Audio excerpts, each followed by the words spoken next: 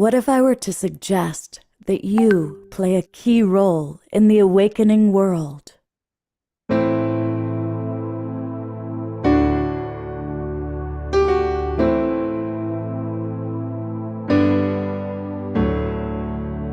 that you are watching this because you have heard the call.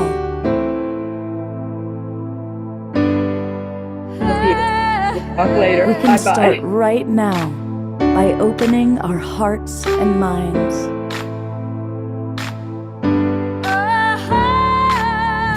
Welcome to the awakening world.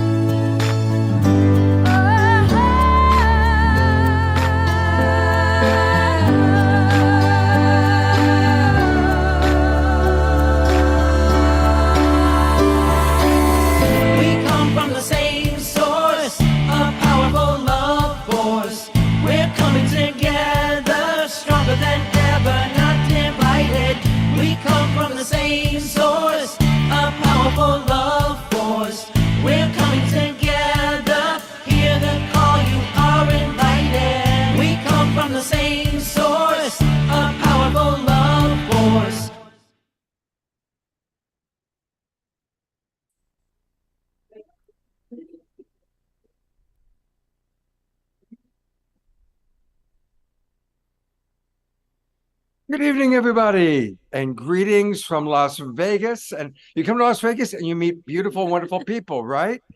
I'm Love Coach Scott Katamas, and welcome to the Awakening World.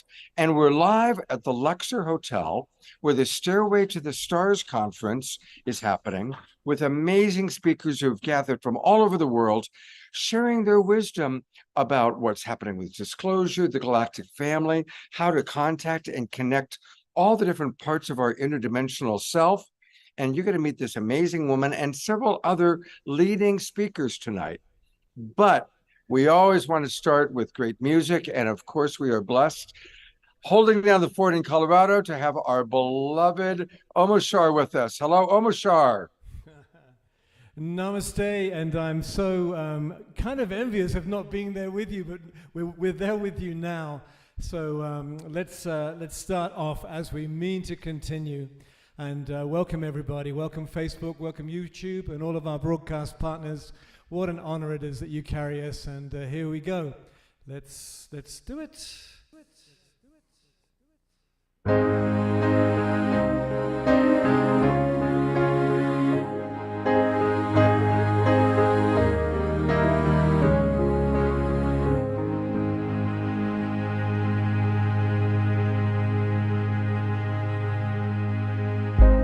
In your mind you have capacities, you know, to telepath messages through the vast unknown.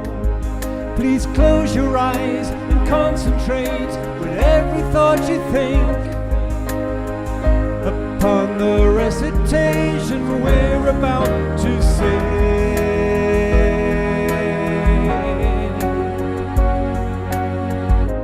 Calling occupants of interplanetary craft, calling occupants of interplanetary most extraordinary craft, calling occupants of interplanetary craft, calling occupants of interplanetary most extraordinary craft. We've been observing your Earth. We'd like to make contact with you. We are your friends, calling occupants of interplanetary craft, calling occupants of interplanetary craft, calling occupants of interplanetary ultra-emissary craft. We've been observing your Earth, and one night we'll make contact with you.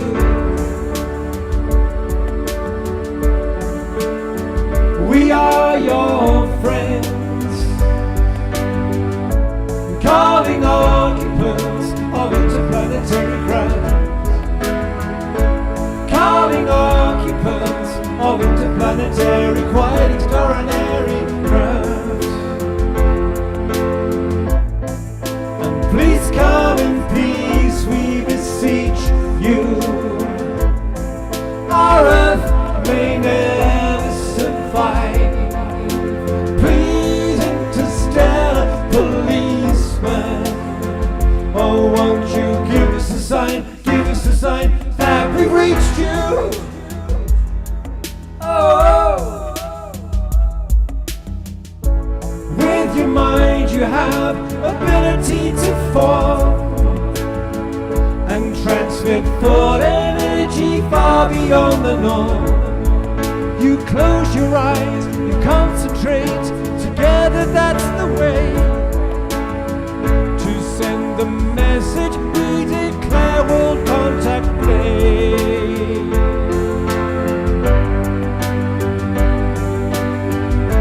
Calling occupants of interplanetary craft. Calling occupants of interplanetary craft. Calling occupants of interplanetary most extraordinary craft. We've been observing your Earth, and one night we'll make contact with you.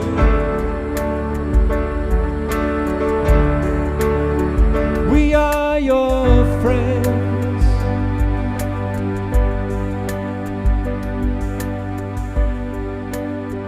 We are your friends.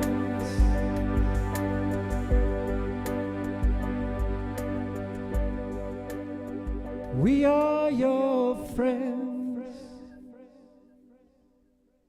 That's all Twinkle, Beloved Omashar. That was beautiful. What a perfect opening song. Wow. And it's a new one, right?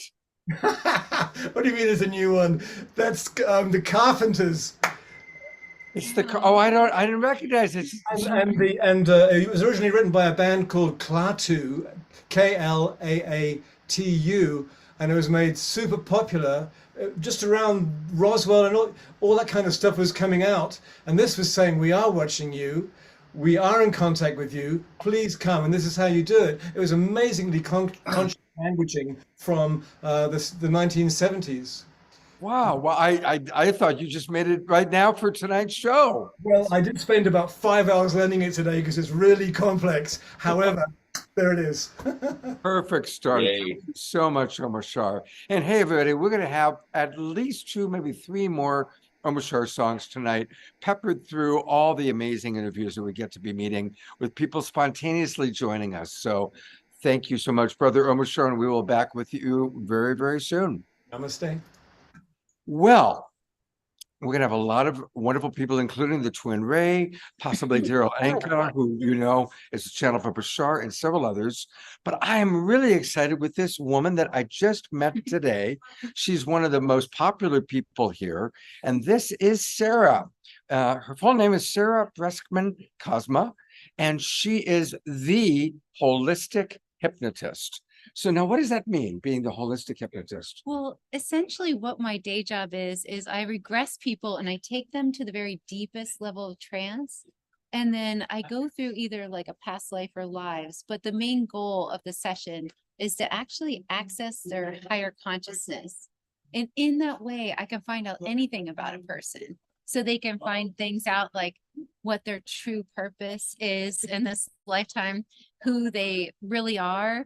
And then they can even heal themselves. Wow. So Go ahead it's and look to the like- camera. As much as I enjoy looking at you, go ahead and look to my audience. It's really profound. I love what I do because I can find out so many different things about the cosmos. And to me, that's so exciting. Like I'm so passionate about all this stuff because as a hypnotherapist, you know, in doing this method, which is essentially Dolores Cannon's method, that's what I do.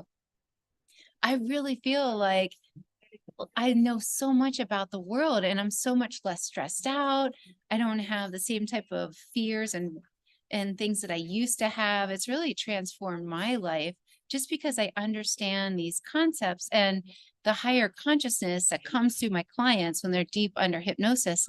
has so much like profound information to share. And that's why I share it all over the place like this. And I'm the author of the Hypnotist Journey books. So I've written A Hypnotist Journey to Atlantis, The Secrets of the Sphinx, and From the Trail to the Star People. And that's what I do. So just to be clear, what happens is in your hypnosis sessions, people go back and they report what actually happened at Atlantis, what actually happened with the Sphinx. Right. Okay, so what are a couple of little things you can share that you've learned, like say about Atlantis? So what's really fascinating is I didn't really know any of this stuff, and I wasn't an expert or even trying to become an expert whatsoever. I just wanted to regress one of my friends that I had been friends with for over 10 years because she had this brain condition called pseudotumor cerebri.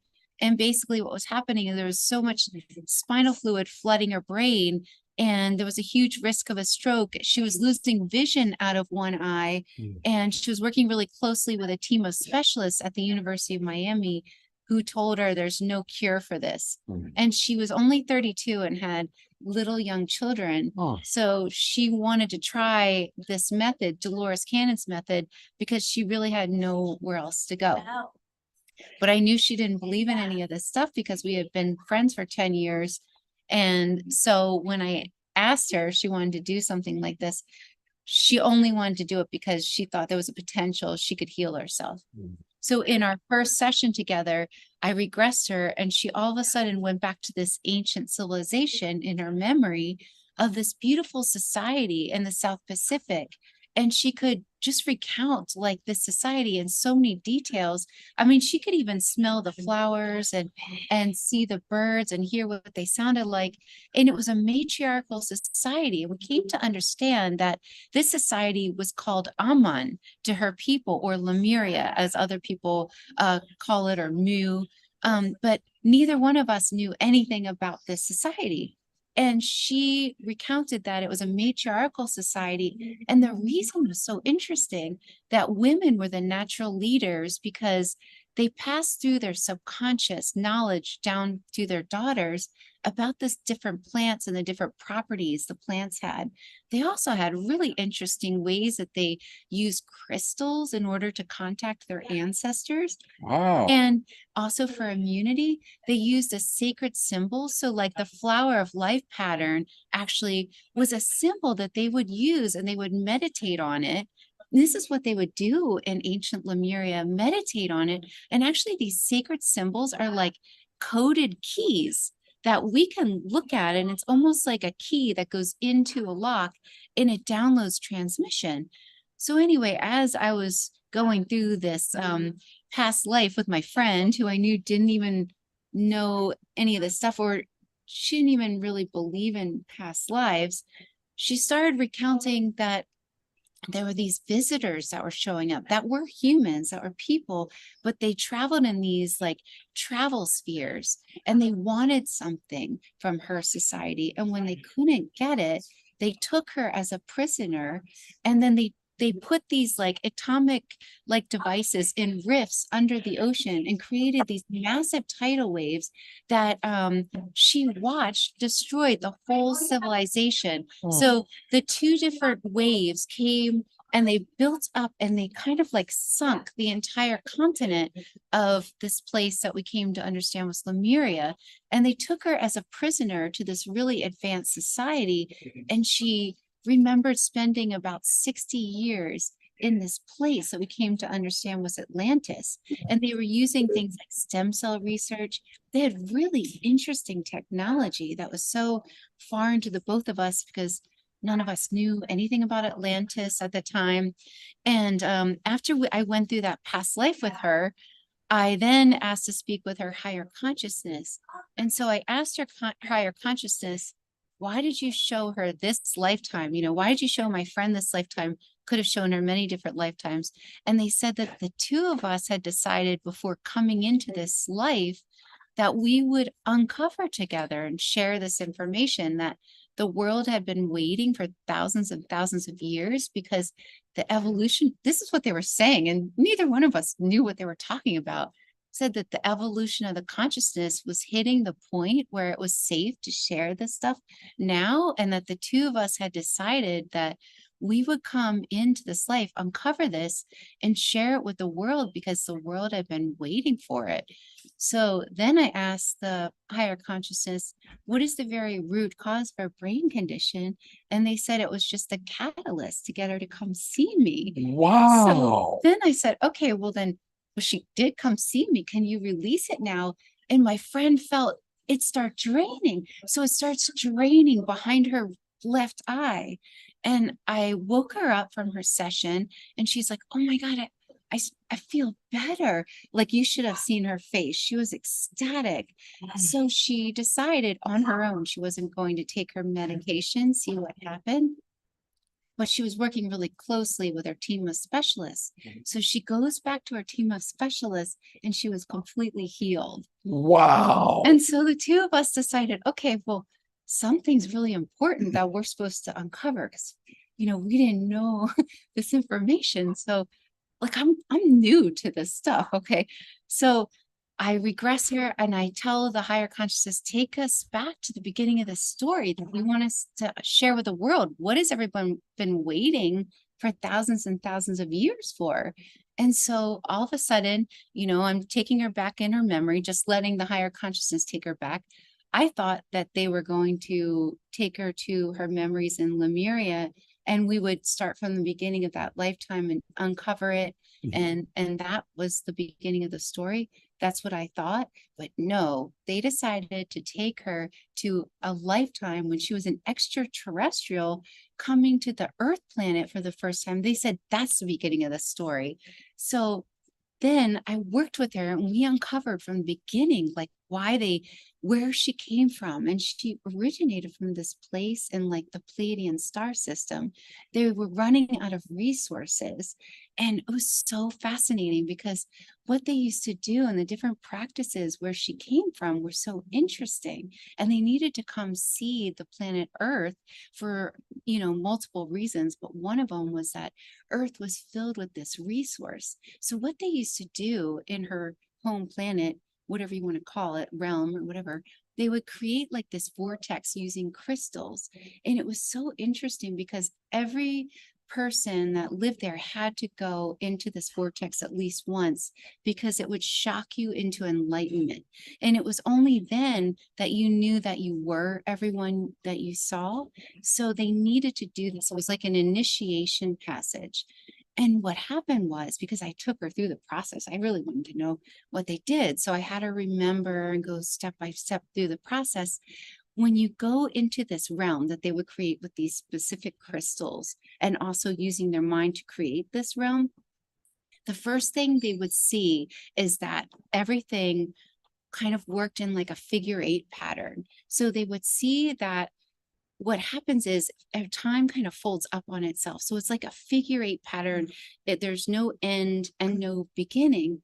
And then you would see, as you're starting to look at everything, the full nature of reality. And so the real nature of reality is that this life is kind of set up like a game, like certain type of initiations and in order to play this game, but that this game has been going on for longer than you could possibly comprehend in the aspect of time. So like every person that you meet is part of this ancient like society, and we've all been doing this for so many times. Like there was even a universe in the place of this universe that has already been destroyed, and then a new universe comes. That's how ancient everyone is. Like we're all part of this group, and we just continuing having these experiences so that we can keep expanding our soul and our consciousness. And there's no end and no beginning. It just keeps overlapping on itself. So anyway, we started from the beginning and uncovered it, and I did what they said. I published it in my first book, A Hypnotist's Journey to Atlantis. And, it's just been a wild ride ever since. And I'm really enjoying it. And I find myself just going to all these places and sharing it. But I love it because I'm learning too. Yeah. Like I started out totally new to all this stuff, but I'm learning so many different concepts from doing this work that it's really mind-blowing to me. So Well, there's all sorts of comments coming in from my friends, and one of the people asked about how do we get the book. There's it's on actually a Amazon. few. So here's a few things. Let me first of all introduce how you can learn all about Sarah. And that's by going to her website. And her website is theholistichuhypnotist.com. Theholistichuhypnotist.com. Unfortunately, you can't book a session with her because she's all full up, as you can imagine, because everybody wants to have the experience you provide. But I'm going to take you to the bookstore first. So if you click on store and you scroll down, here is your Hypnotist's Journey to Atlantis. Now, this is the newest one. This is my first book. That's your first book. Okay, that's the first one you wrote. There's the Spanish version. Then the hypnotist version of the Sphinx, all about the Sphinx. And then you've got the new one about the Trail to the Star People. Wow. So this is where we can really learn about the real history of this planet. There's one other thing you might be interested in. She does have one retreat that has space left to be upcoming events. Okay. Yeah. So we go to upcoming events, and there it is. You're doing it out of kind of your home base. She's in South Florida, and you go down to the Florida Keys for your retreat. Now, what's your retreat going to be like? Oh, well, that has 3 days of past life regressions and deep inner healing work, because one of the things a higher self said is that the best thing we can really do to make a difference is to become your own spiritual master of yourself, to really deep dive into yourself. And that when you really master yourself, what happens is it actually leaves a permanent imprint on the consciousness. So if you really want to make a difference by mastering yourself, this permanent imprint never leaves the consciousness. So you actually shift all of the consciousness by mastering yourself, changing your perceptions, getting rid of all your limiting beliefs. So that is what they have said is the best thing to do. And I help people do that in my workshops. March 8th, 9th, and 10th, 2024. And springtime and the Keys, that's an amazing time to be down there. I want to learn all that you have to share. I want to have those experiences. That'd be wonderful. Why don't you come on down? I just might. Now, I know you're going to be on a panel in 6 minutes. So thank you so much. Thanks for having me. Yeah. And thank you guys, wonderful people. Have a great rest of your night. And I'll see you hopefully sometime tomorrow. Awesome. Okay, great. Isn't that fascinating? I mean, what an amazing opportunity to learn the real history of our planet through this woman who hypnotizes people. And I mean, wouldn't it be cool to get hypnotized by her, learn about your past lives and all of that? So anyway, between Omashar's opening song, thank you, Sylvia, for putting her link into the chat box. And I see a lot of Dia. I saw somebody's birthday. But I missed who it was. So whoever's birthday it was, welcome. And come on up, Geraldine. So we're going to go right from one amazing person into the next. And some of you remember Geraldine Orozco. She's been on the show a few times. And welcome, Geraldine. Hi. Thank you, Scott. Thank you so much for having me. Oh, I had the good fortune to spend some time with Geraldine last night. We went to spend the evening with the Twin Ray, had a lovely dynamic conversation.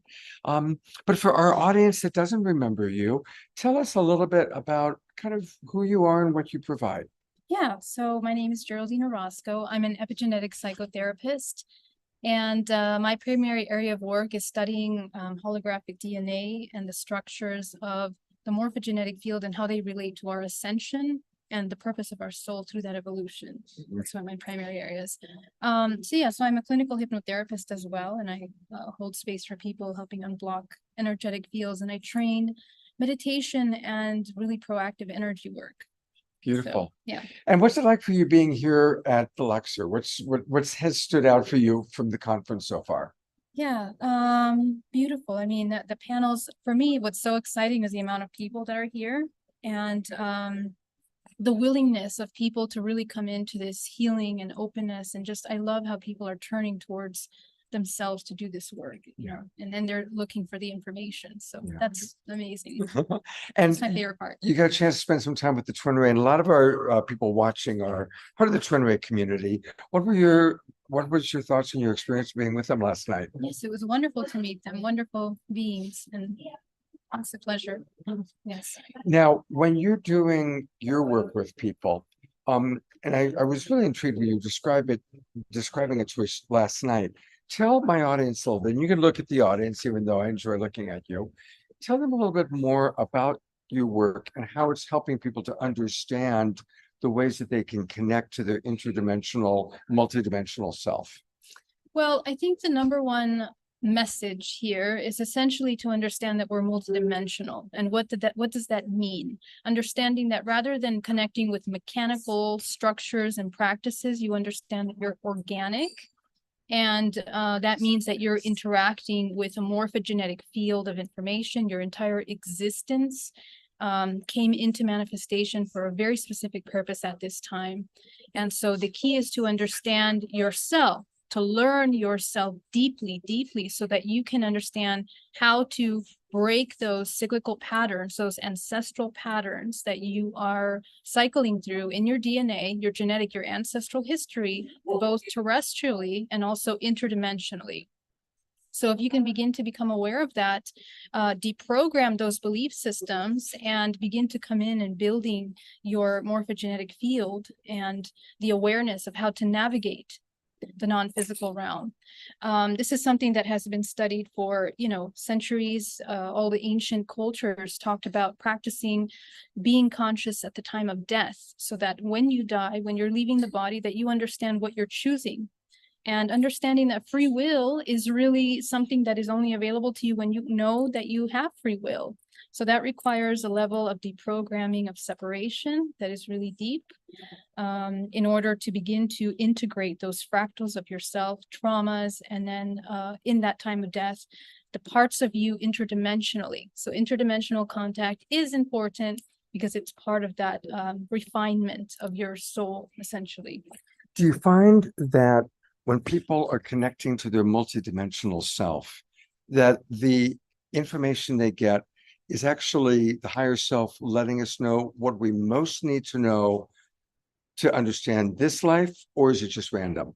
Well, no, actually, it's by vibrational frequency and resonance. Okay, so we are infinite potential, and we have potential available to us at all times.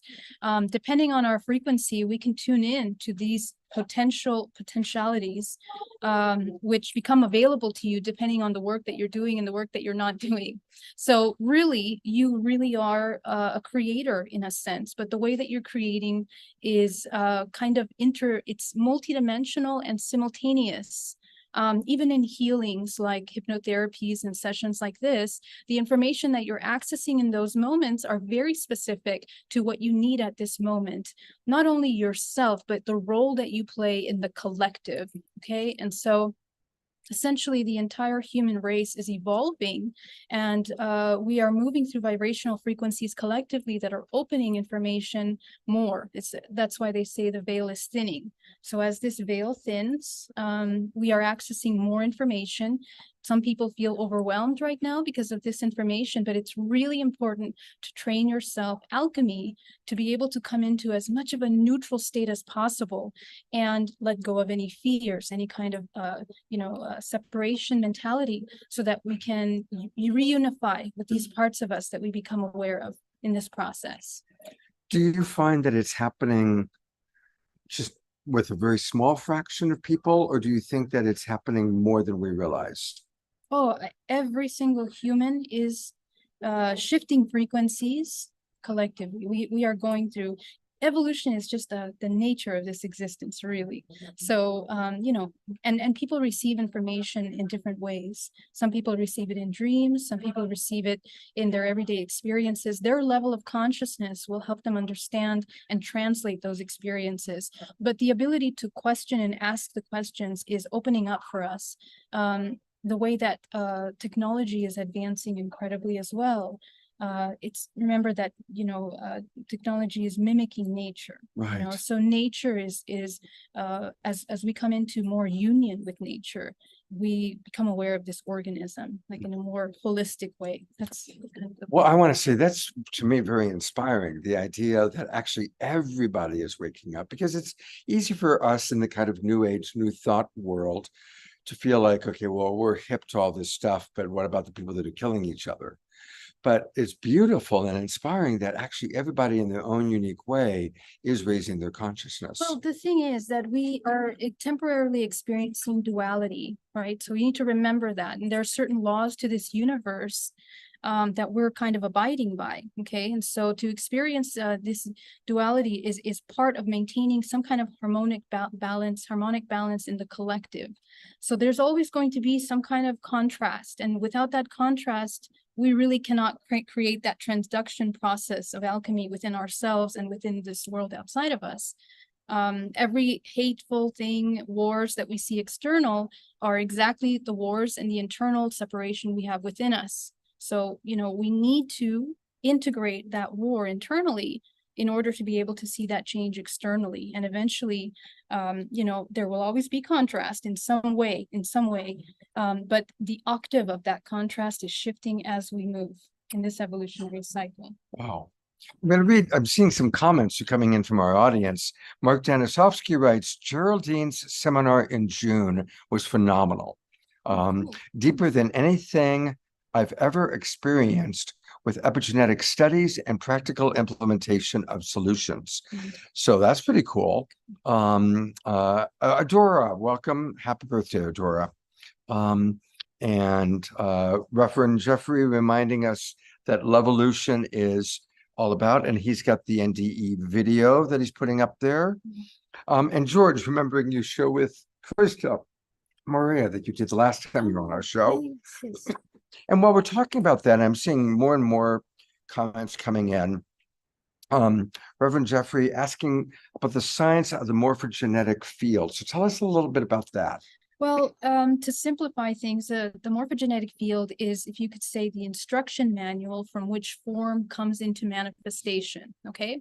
So if you think about that, we are an interconnected system, and really your existence, I mean, the fact that you have manifested into the physical is generations, lifetimes, ancestors that have made choices that literally brought your essence, your soul into the manifestation at this perfect time in order to pull forward your lineage, which is actually part of a collective. The entire human race is participating in this evolution. And so more awareness that we have about, how we're contributing to that through epigenetics, because essentially what it is that everything that's surrounding us is affecting and editing our genetic code. So emotions, because we're bioelectric, remember, we're bioelectric systems, then that emotion is a charge that we put in, right? So we need to be aware of the charge that we're putting in the input of this holographic system, this matrix that we're experiencing everyday experiences.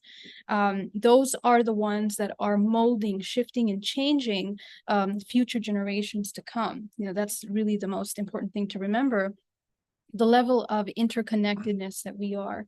And remember that everything that we do to evolve, because we're so interconnected and interdependent as well, is being communicated through our vibrational frequency, through quantum non-locality, because we're deeply, deeply interconnected. So everything is kind of moving and communicating with each other.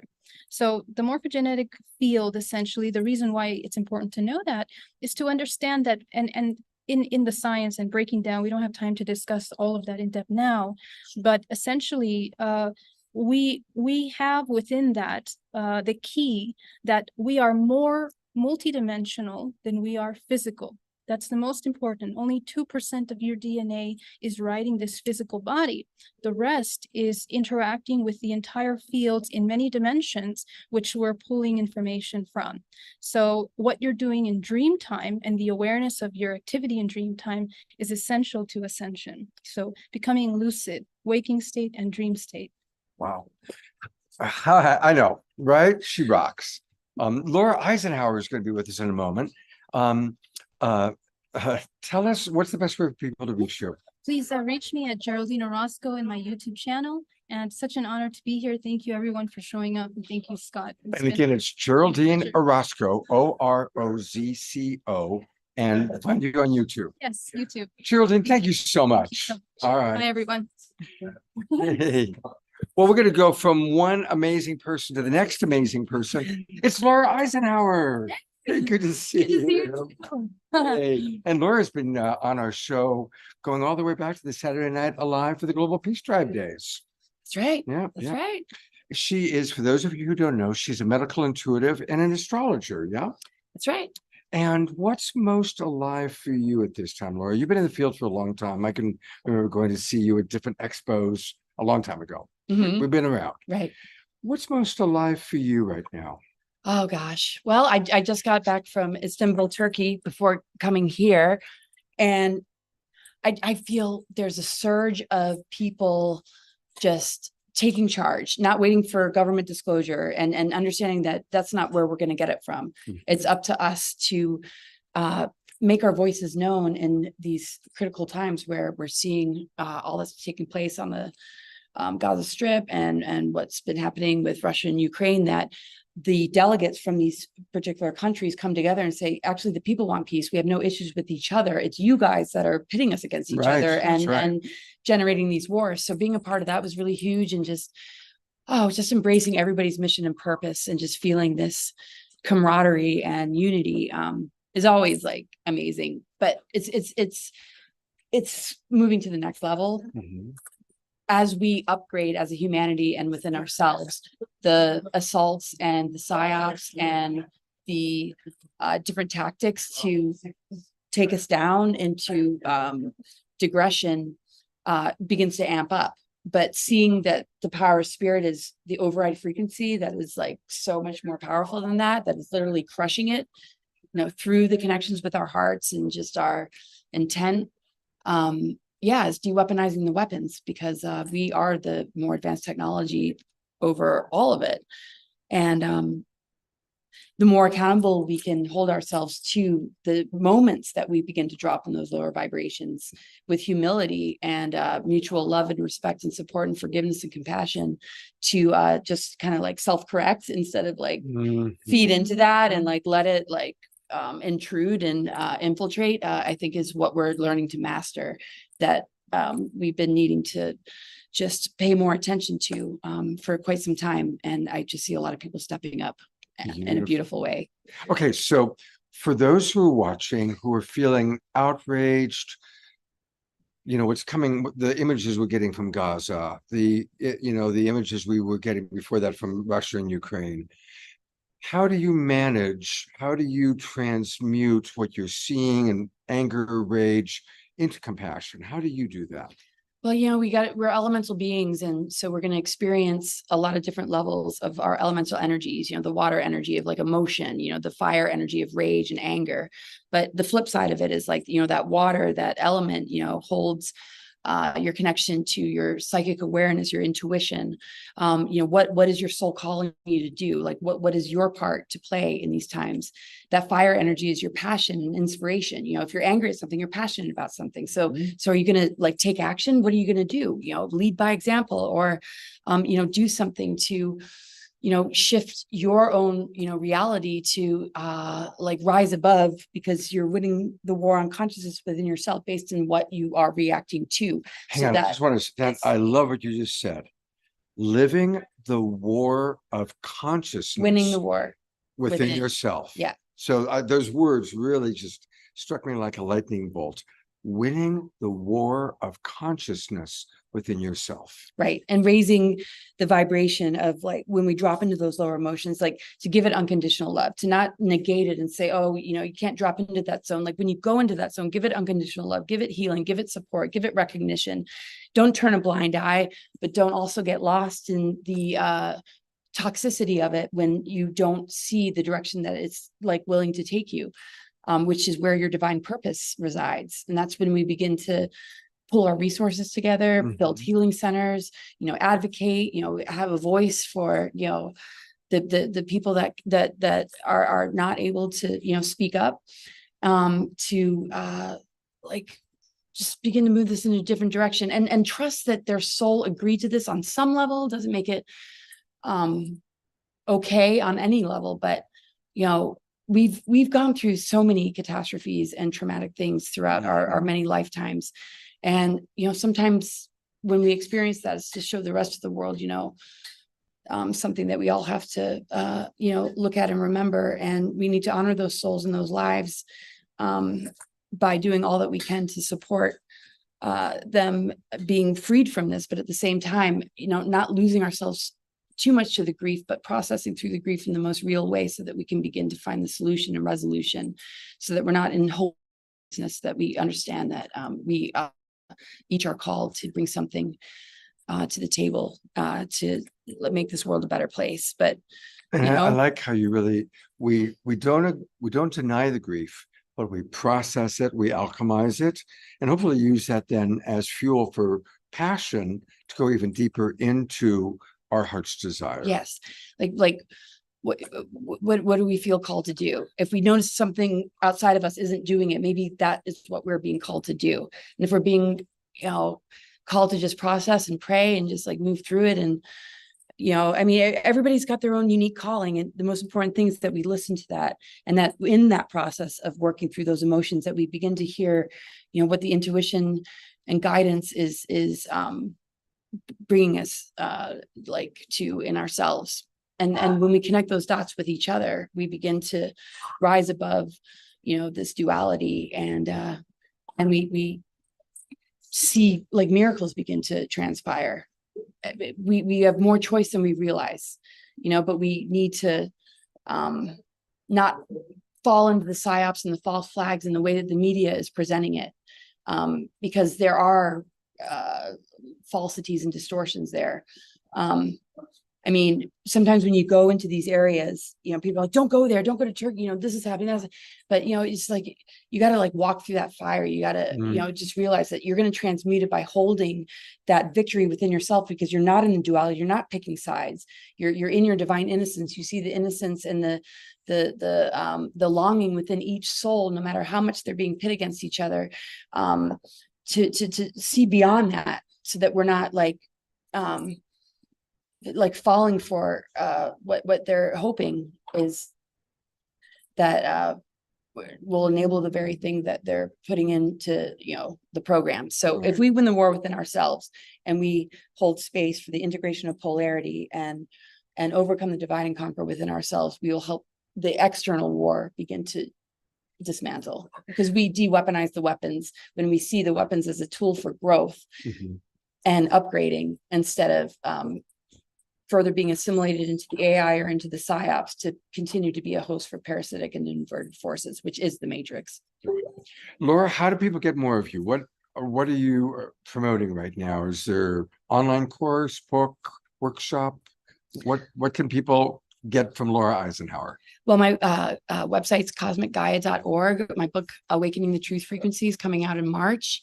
And it's all about everything that we just kind of talked about. And excuse me if the jet lag is like off the charts right now. So if I talk really fast and try to like articulate that. Yeah. So I'm at your website, and again, it's cosmicgaia.org. And of course, there's Laura. And you can learn all about what she's doing. Definitely subscribe. She has amazing stuff. So give her your email address. Of course, Disclosure Fest, that's where we are right now. And that's, here we are, Stairway to the Stars. But is there anything you want to, are you available for sessions? Yes, I do sessions. I will be back after the 20th of November. And I just, really help you to understand your astro chart, so that you can just see where the patternings are holding you down, and also seeing the doorway that they also open up, so that you can begin to move through these challenges and reclaim the treasures that have been dormant, instead of fall into victimhood and give your power away to something that is wanting to leverage your amnesia and your fear for its own benefit. So I just really help people just like break down that like social engineering and and all the ancestral patterns and all the traumas that we carry. So, we can understand that in these challenging times, we can upgrade in the face of adversity instead of fall prey to any further digression, because that's not what our human blueprint is about. We have so much to rediscover and remember about ourselves. A lot of people are commenting, wow, if leverage your amnesia, that's a good one. And then see what else is coming in here. There's your website. Iota writes, I love what Laura is saying. Deeply appreciate her perspective on global conflicts. Absolutely. We can also send the balancing energy, love, healing, peace, truth, justice, harmony, and unity to any situation. We are not powerless, that's for sure. My dog just came back after being away for a little bit. So we've got a happy dog. Thank you, Deborah. Are the beloveds coming down soon? Okay, good. All right, so we'll wrap up with Laura. We've got Shelley Reef next. Laura, thank you so much. We'll take some time. Thank you for your decades of work. Oh yeah, well, thank you for yours, and Yeah, much love to we've everybody. done 500 of these shows since the start of the pandemic. Incredible. 500 of Wow, them, my gosh, yeah. you're a force. You So too. much. You too. Takes one to know one. All right. Well, we're going to try to do some music. Now we're going to see if it works. So I'm going to need Omashar to tune in. Have a seat. This is Shelley Reef. And Shelley, when were you on the show before? When was that? It was after Portal to Ascension, I think. Yeah. May, June. Yeah. Something like that. So anyway, we had Shelley on once before. Now we don't know how our harmonics are going to be, so we're definitely going to chat with her. But we will go ahead and see if her harp works and if Zoom is enjoying the harp. So let's. So make sure you have your original sound for musicians on. Right, I will go do that. It'd be great to talk about the Yeah, work talk about that it first, the yeah. harps you're doing. Let's talk about it first. first, and then I'll switch. Yeah. Okay. Okay. Okay. Great. Welcome. Well, thank you so much. So what I do is not actually music. It's sound, and it's producing frequency. I'm not a trained musician by any means. I was led to this for the purpose of the instruments that I work with, and there are many. They support me in taking people to a higher state of consciousness. And my work on this planet is I'm a lifelong contactee. So I've been receiving, I have both experiences. I have abductions, lifelong history of abductions, which I had tied up and in control for decades until I started hanging out with, the Alan Steinfelds of the world again, and kind of opened up that can of worms. So you had maybe kind of a Whitley Strieber-like experience of at first it was this terrifying thing. Yeah. And then it transitioned into seeing it as a spiritual awakening. There were actually always both. From the time I was a young child, there was always a source of light. And I was started doing open eye meditations as a young child. And there would be a source of light that would come in and give me information for my life. So it didn't make for an easy life growing up in rural Kansas. Oh my God, rural Kansas, and you're an abductee. Holy Moses. So there was always all of this kind of like very high vibration information coming in, leading me through my life. I've lived all over the world, just kind of following wherever the calling was, and slowly being given the tools to teach or I should say lead others to an inner state of heightened awareness and have that be sustained, and then teach them the way to go back to it by themselves. So simultaneously, what I believe has been happening at this point is that the original experience is the light beings that come through me. And I believe that I need to charge my phone, which is going to be in here. Somebody needs to mute. Someone needs to mute. I believe that the abductions, the implants, like the unsavory side of all of this is observing what's going on with the light, that the information that comes through me. That's where I am right now in it. So I've become, so recently been giving the information how to specifically take people on contact journeys using the instruments. And so it's beautiful and it's very safe. We don't do grays, we don't do reptilians, we only do the most highest Canadians, I frequency. hope. We do Canadians. We love it. Canadians. I say- You said Canadians. Yeah. Well, we like our We Canadians. but- definitely do Canadians, but we also do, yes, Pleiadians, of course, Pleiadians, Arcturians, interdimensionals. Mhm. Yeah. So I find that most people have kind of their own alliance, you know, that they already have, and it's about discovering that. I seriously believe, you know, I'm so on board with everything that Laura Eisenhower, I'm a big follower of her work. Well, you're literally following her. Literally, I'm following Laura Right. Eisenhower. You are following Laura Eisenhower. Couldn't resist. Yeah. Yeah, couldn't be more happy about that. But I really believe, you know, it's all within. We can't have any experiences in our external life that we're not already having in our mind. And so when we learn to go into the places in our mind where we allow and where we manifest different places in the mind, learning to navigate the mind to such a subtle and precise degree that we learn how to go into those places that allow for benevolent contact and cosmic intelligence to come through. And I believe everyone has their own alliance already. And so, you know, you're not all Pleiadians, you're not all Arcturians, you're not all, you know, interdimensionals. It's your own. And so there's one container that has been downloaded to me over decades. And I just got like the kind of the final bit of it this year. And the experiences have been just amazing. And I've had 100% positive experiences of people having the most beautiful contact and information. It goes through the high self, a lot of healing happening on every level. Wow. So I'm just, it's kind of an accumulation of a lifetime of trusting and following really this work. So beautiful, Shelley. Oh. Thank you. Oh, thank you. Well, shall we try and see? Sure. Okay, now let me optimize. Let me do what I need to do audio wise. You do that. So Audio settings, and where is original sound? Here we go. Original sound for musicians is on. yes. Echo cancellation is on. Should we do high fidelity music mode? No, just leave that because it takes a lot of bandwidth.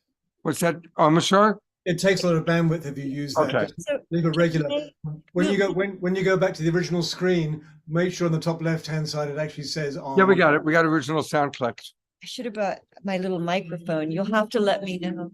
So this is a therapy harp. These harps are tuned in chords. I certify people. I'm the only person certifying people in these harps in the world. We have even CEUs through Yoga Alliance and lots of good things. How's it sounding? So it's not. On the top left-hand of your front screen, it should say on or off. It's not. I don't see. Hang on a second. Let's see. I saw it flash for a minute. There it is. It's off. If you click that, it's going to There you go. Okay. Okay, try now. Okay. Now we're going to try. So you have to let me know. Yeah, we got it. It's great. So this tuning, this is the angelic tuning. These harps come in many different tunings. Some of them are very grounding. This one is very expansive and literally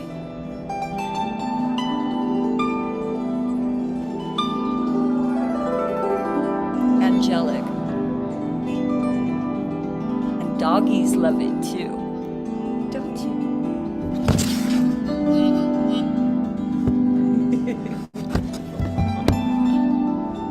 I have students who work specifically with animals who take these harps into the farms.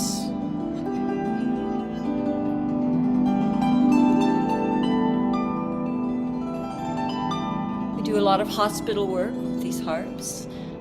I get called on by the cardio unit when they have a patient who is panicking before a heart surgery, as they tend to do, because I can bring their heart rate down and into coherence. I can watch it on the monitor. And of course, guided meditation is something that's very part of these journeys. And I'm not going to lead you on a guided meditation right now. I don't know how much time I have. Like, how long a guided meditation could you do? Oh, I can do 2 hours, but Oh, no. we could do, but Could you do but 5 minutes? We could do 5 minutes. There goes Bashar. And then there's Daryl. Daryl, Hi, Daryl. say hello to our Global Peace Tribe audience. You jump. Okay, but can- real you can quick, sit right here. have a seat. And you've seen him on our show before. It's Daryl Anka, who, of course, is the channel for Bashar. Hey, Daryl. Hi. Welcome. Thank you. What's the latest and the greatest? What is most alive for you at this time? Well, just allowing people to get the energy that Bashar has to deliver and understand how important it is to follow your passion, because it will always support you. So go for it. One quick question, and I'll let you go to dinner. No, it's not dinner, it's an interview. Oh, to another interview. When people are seeing what's happening in Gaza, what's happening around the world, and they're feeling discouraged and even outraged, what's your recommendation of what to do with that? Well, we have to understand that as Bashar talks about, there's a splitting prism going on. So people are making all sorts of different choices, some of which are not going to be vibrationally compatible with what everyone would prefer. But we have to understand that we're getting everything out of our system and out on the table so that we realize that we do have all these choices, positive and negative, and it gives us an opportunity to decide what we prefer and what we don't. And any example of how people can process it? How do people deal with it? Well, again, I think being of service, finding compassion within yourself, being of help where you can, is basically what you can do. Take any action that you think will help guide us toward a more peaceful earth. Beautiful. So, Thank you so much for dropping on in, and have a good interview. thank you. I will. Bye. And we'll just continue with it. And perfect timing now for taking people on a little bit of a journey. I'm going to slow it down. Slowing it down. And I'd like to dovetail right on what Daryl was just referring to. The greatest thing that we can do on the earth right now, especially as there's war rising and so many tensions, is to find peace within ourselves. And it's the hardest thing that we ever do. In our own personal lives, when there's fear or anger, the hardest thing is to go within and find the joy, so that then our life can become a reflection of that joy and we get the result we want. And so right now, even in the face of war, pain, and anguish among humanity, fear, let's go to an angelic realm, a high state, a sovereign state within each and every individual present here. The greatest thing, and really I believe the one thing that we all came here to do, is to become sovereign in our own authentic essence. That original essence of exactly you, who you were born to be before any imprinting or opinions of any other people ever reached you. That energy is so pure, it raises the frequency so high. That is how we end war. That is how we end suffering on earth. That is how we ascend. So,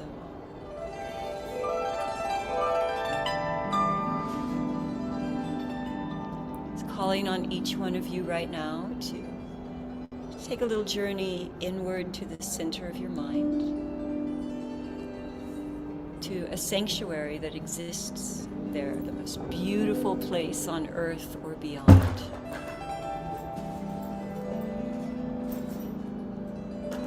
Your sanctuary.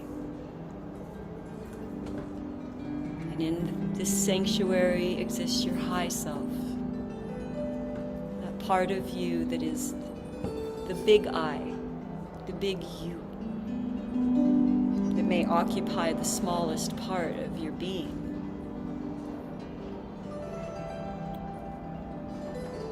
But is brighter than all beings put together.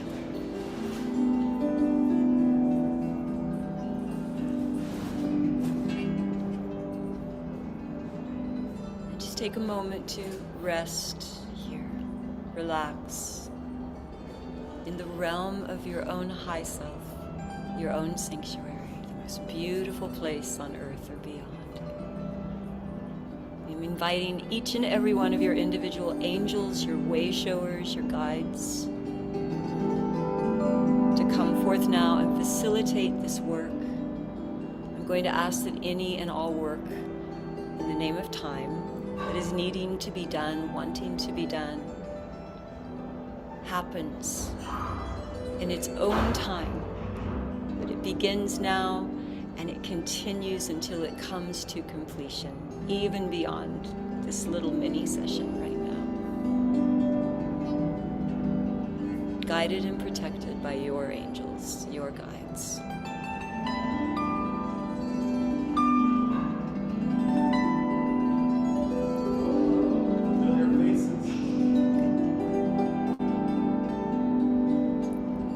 So I'm going to leave you in this place within, the sanctuary within, the temple of you.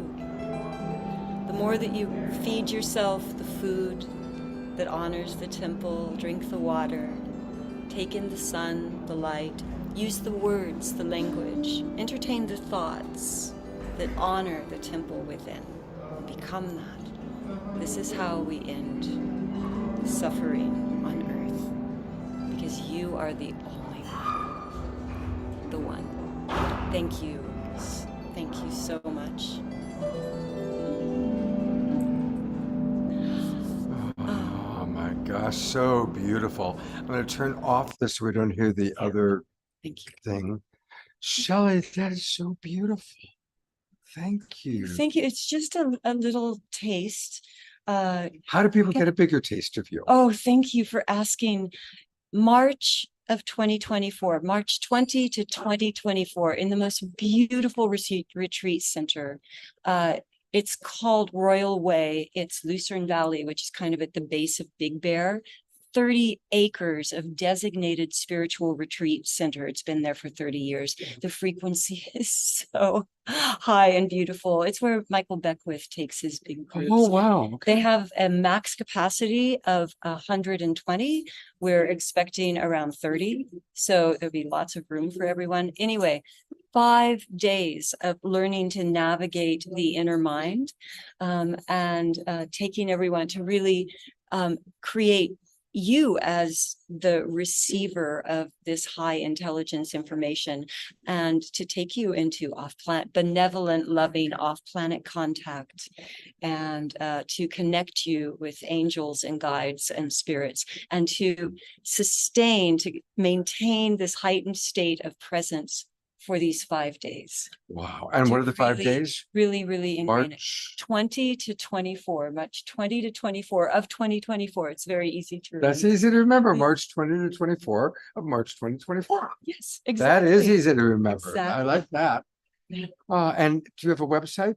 I do. Shelley Reef. It's SHELLY, and reef, just like the ocean. I'm going to pull it up while you're talking and tell And- people a little bit more. Yeah. And there you can learn not only about the retreat, but you can also learn about the HARP certifications.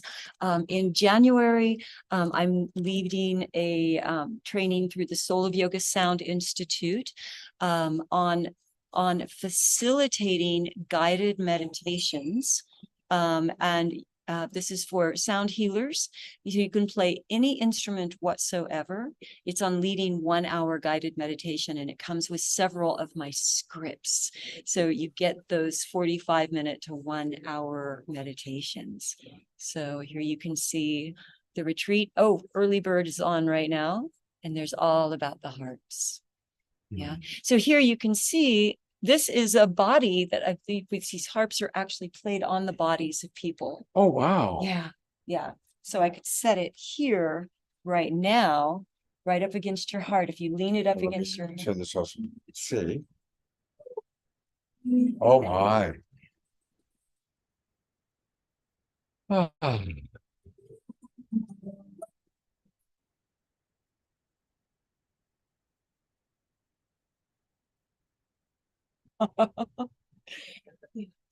Hmm.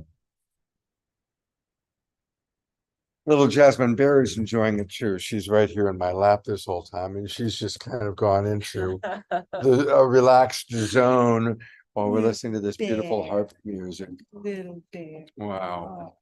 Well, the Twin Ray are going to be here shortly, and we might get a few words in with them. And then I'm going to go upstairs to another space.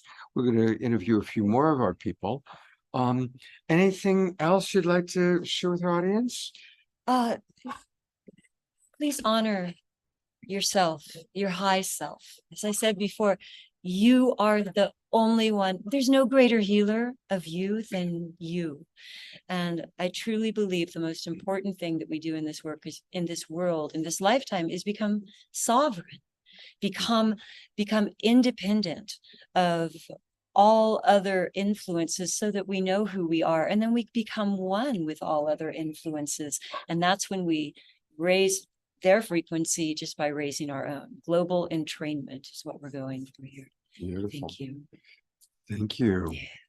Well, Shelley, God bless you. Thank you so much for your patience being with us. And My pleasure always. and hopefully we'll spend a little more time together this weekend. Yeah, that'd be wonderful. And I'd like love that. to do another sound healing with all of my instruments. Yeah, let's really do that. Do that uh, up right. Yeah, we did that once. It was great. Yeah. But I I'll have do that even again. more, so that'd be wonderful. Thank you, Oh, that's Scott, and thank you for the work that you do. Oh, my pleasure, Shelley. Thank you. Thank you, little bear. We love this. Everyone. Maya, how close are they to? Okay, great. Perfect timing. So we're going to hear from the Twin Ray briefly in a moment. They are on their way. Shelley, thank you so much. Thank you. Oh boy, it's been, I'll kind of do a little report for everybody. Again, welcome anybody who came in late. We are live from the Luxor in Las Vegas, where the Stairway to the Stars conference is in full gear.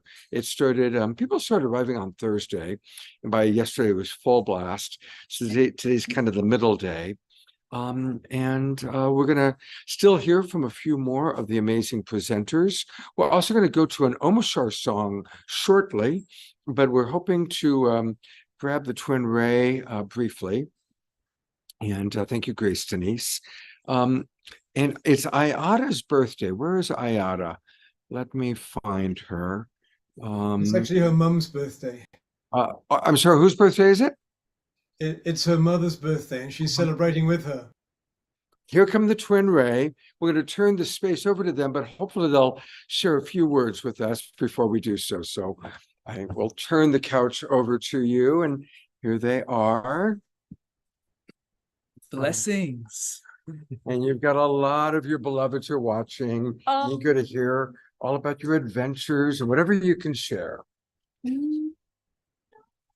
What we can Not share. so much yet. We just need to make sure we have proper clearance to share. So.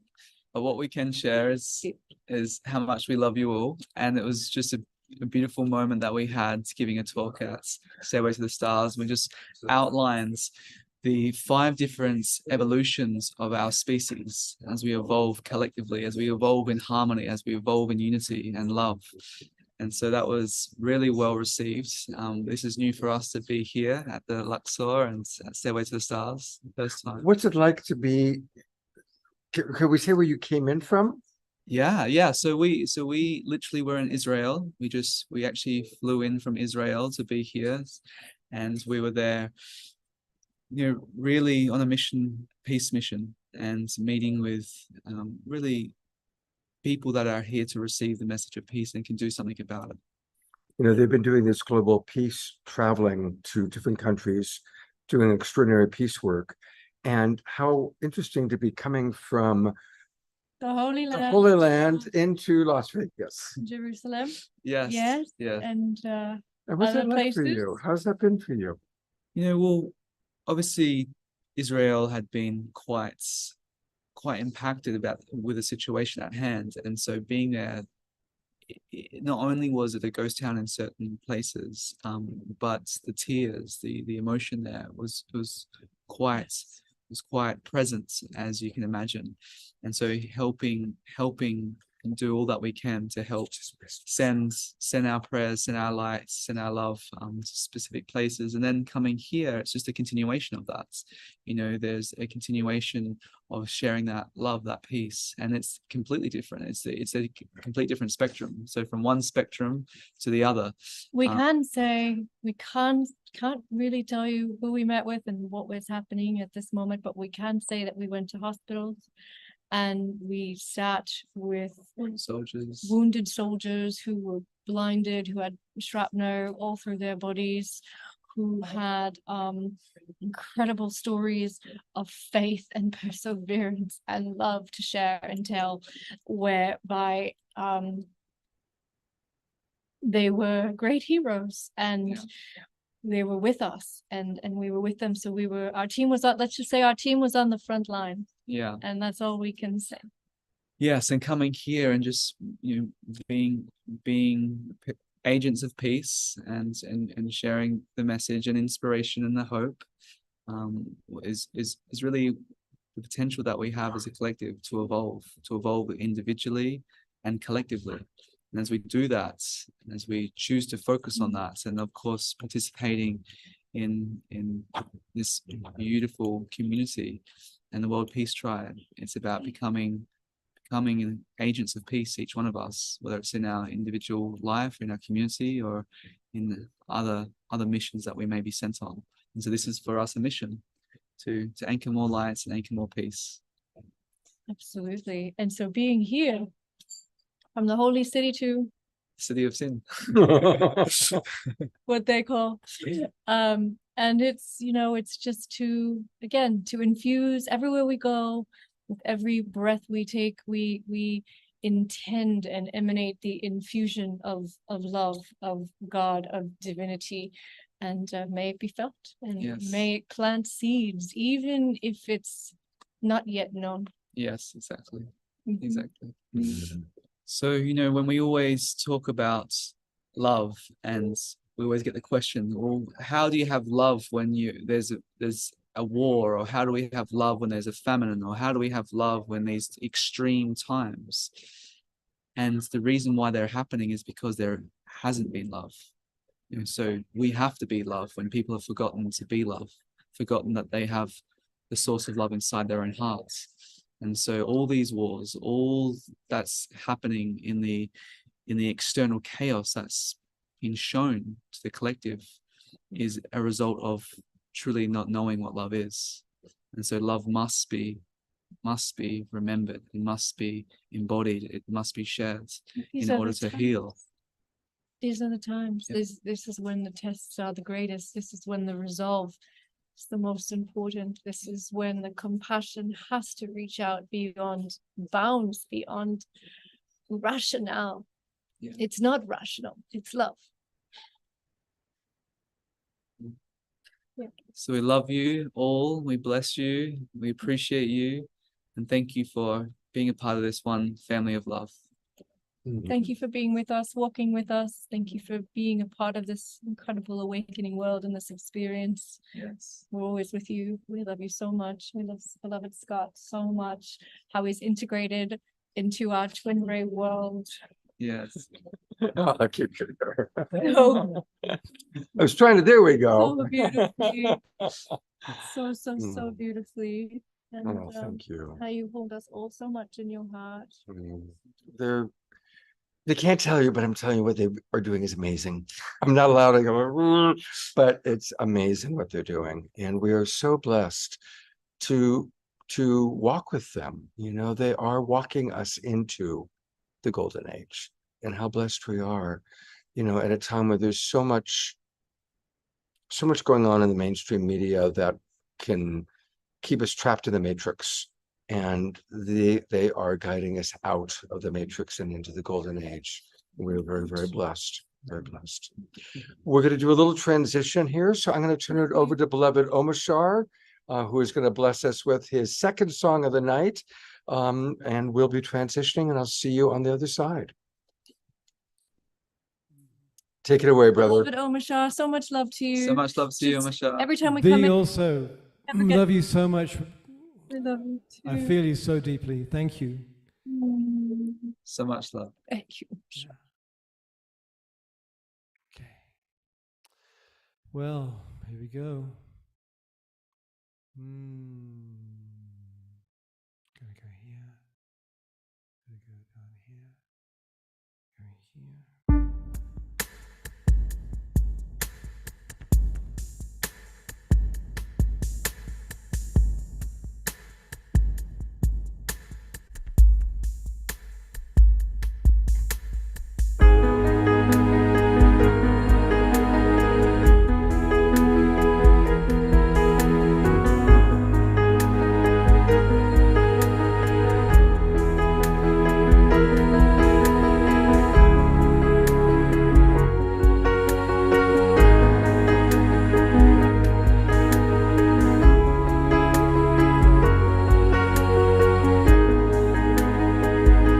Beloved one,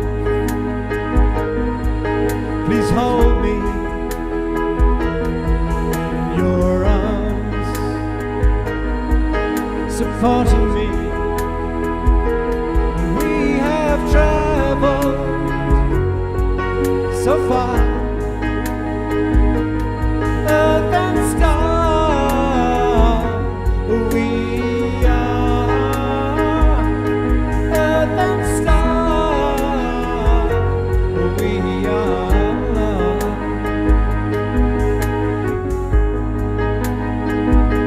the one desire unfolding, the one true love evolving, and we have traveled so far, earth and star. We are earth and star. We are, and we feel it deep within. We know it in our hearts. We can bear the pain of separation no more. So come on, come and join us. Here's a taste of what will come when you let go, give in to the one.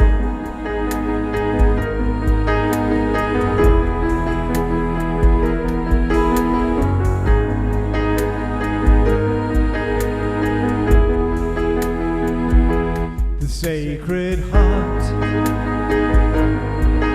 is pulsing, radiant light, revealing, and we have traveled so far, earth and star. We are earth and star. We are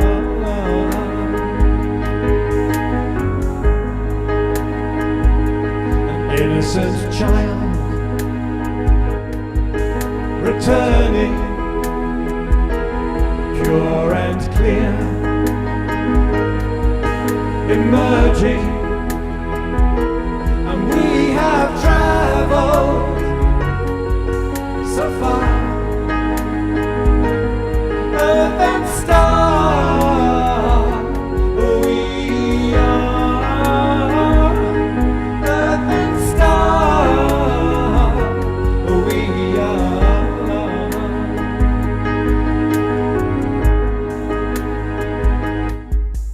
and we feel it deep within. We know it in our hearts. We can bear the pain of separation no more. So come on and join us. Here's a taste of what will come when you let go, give in to the one. When you let go, give in to the one. We are earth and star. We are earth and star. We are earth and star. We are earth and star. We are.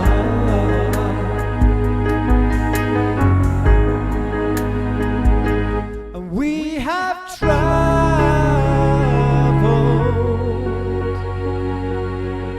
so far.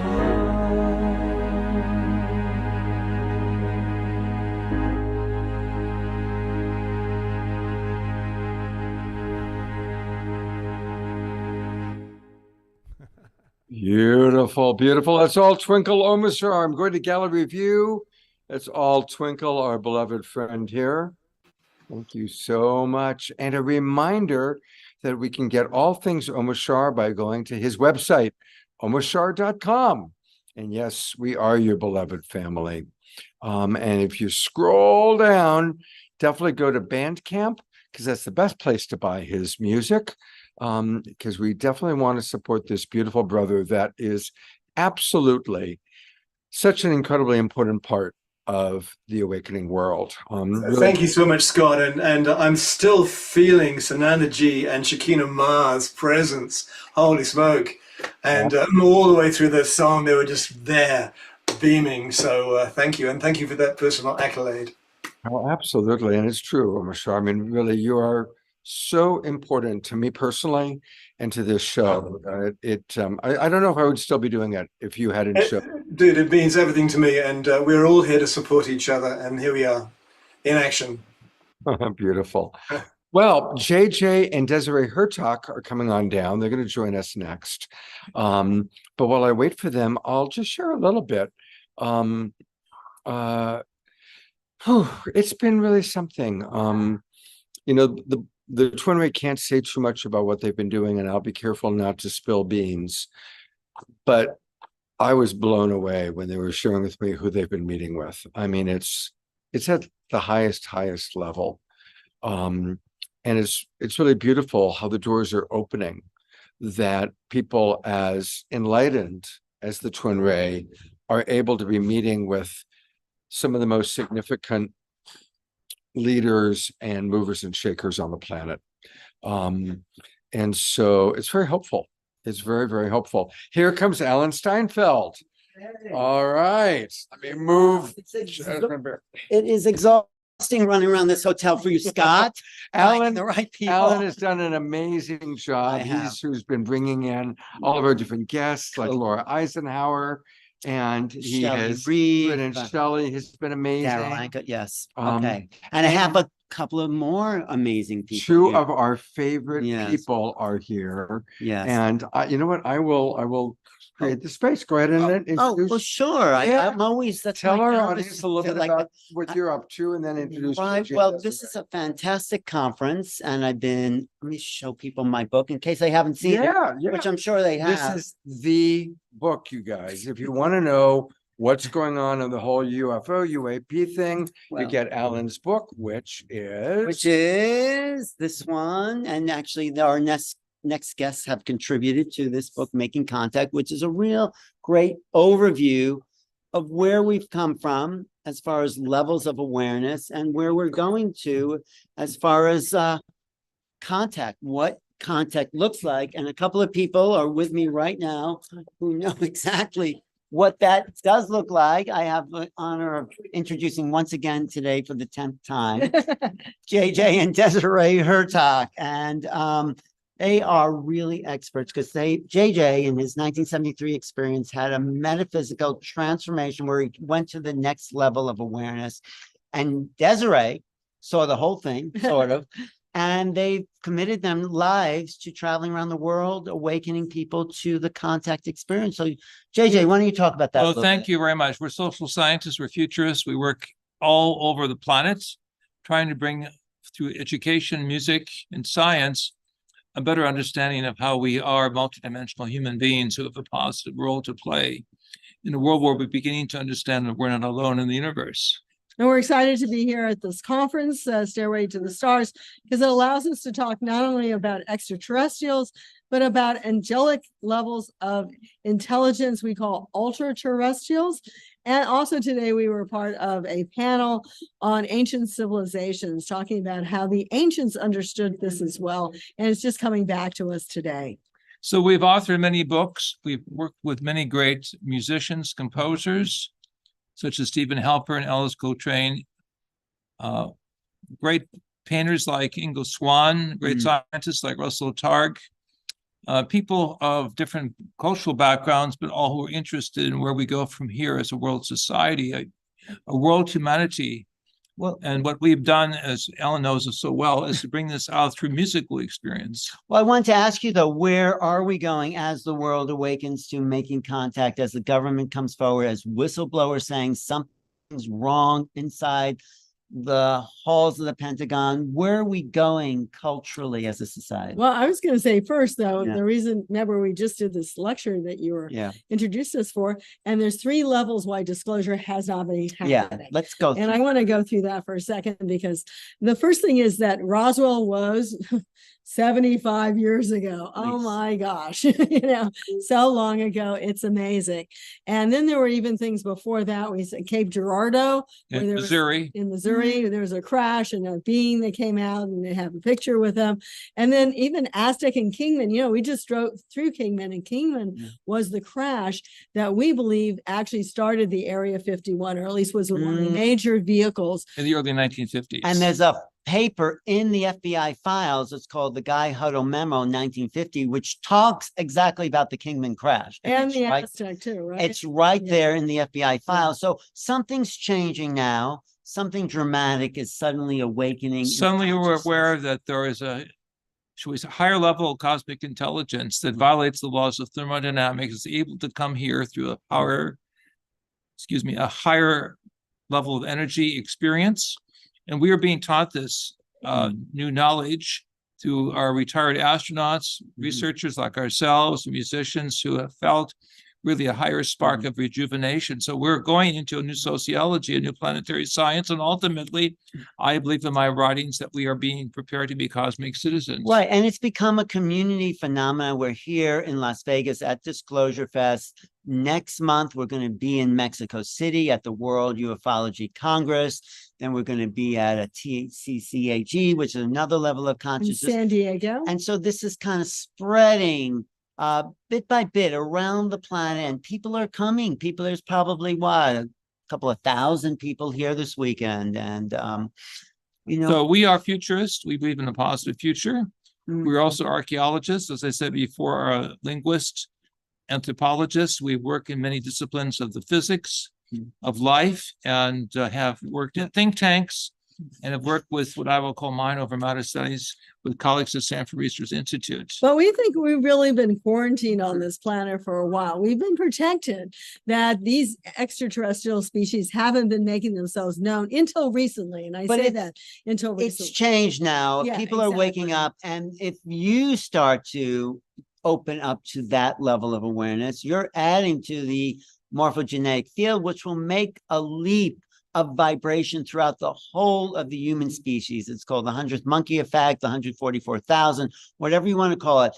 There is more people awakening to this, and the more people that awake, the more people will awake. That's just how the nature of the vibrational field And works. Ellen, this results in a better psychology, results in ability to have mental aptitude to see through remote viewing higher realities, sometimes before they even happen, that reorientates us to take a higher path of understanding how past, present, and future converge if we take a different timeline. We're living in a magical time where everything's changing, vibrations, relationships, our connection to the earth and each other. Everyone's becoming much more psychic. So how would you wrap the whole thing up? Well, no, I want to emphasize that. I think that the veils are being loosened, and we're not only seeing extraterrestrials, but we're connected with other levels of higher intelligence. And that gives us the ability to know more about the future, to do remote viewing, to see what's going to happen to us, maybe even just to choose which is the right, we'll say gas station pump to pull. So we have a whole library of teaching, keysofenoch.org, where you can look at our books in many fields, from Egyptology to space science.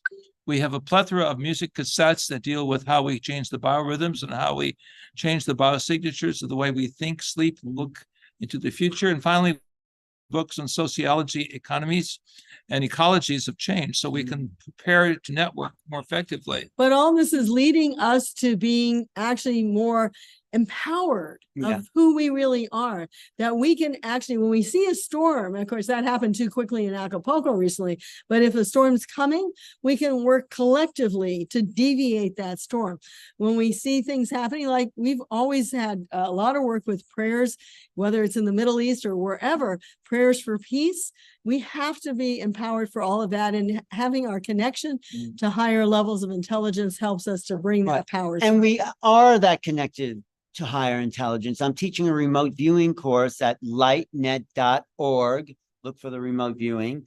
And people are non-local. They're activating this awareness that they can be in touch with everything all the time. It's the entanglement idea. So we're graduating into a whole new reality where we are becoming aware that we are local as well as non-local to the higher power of consciousness.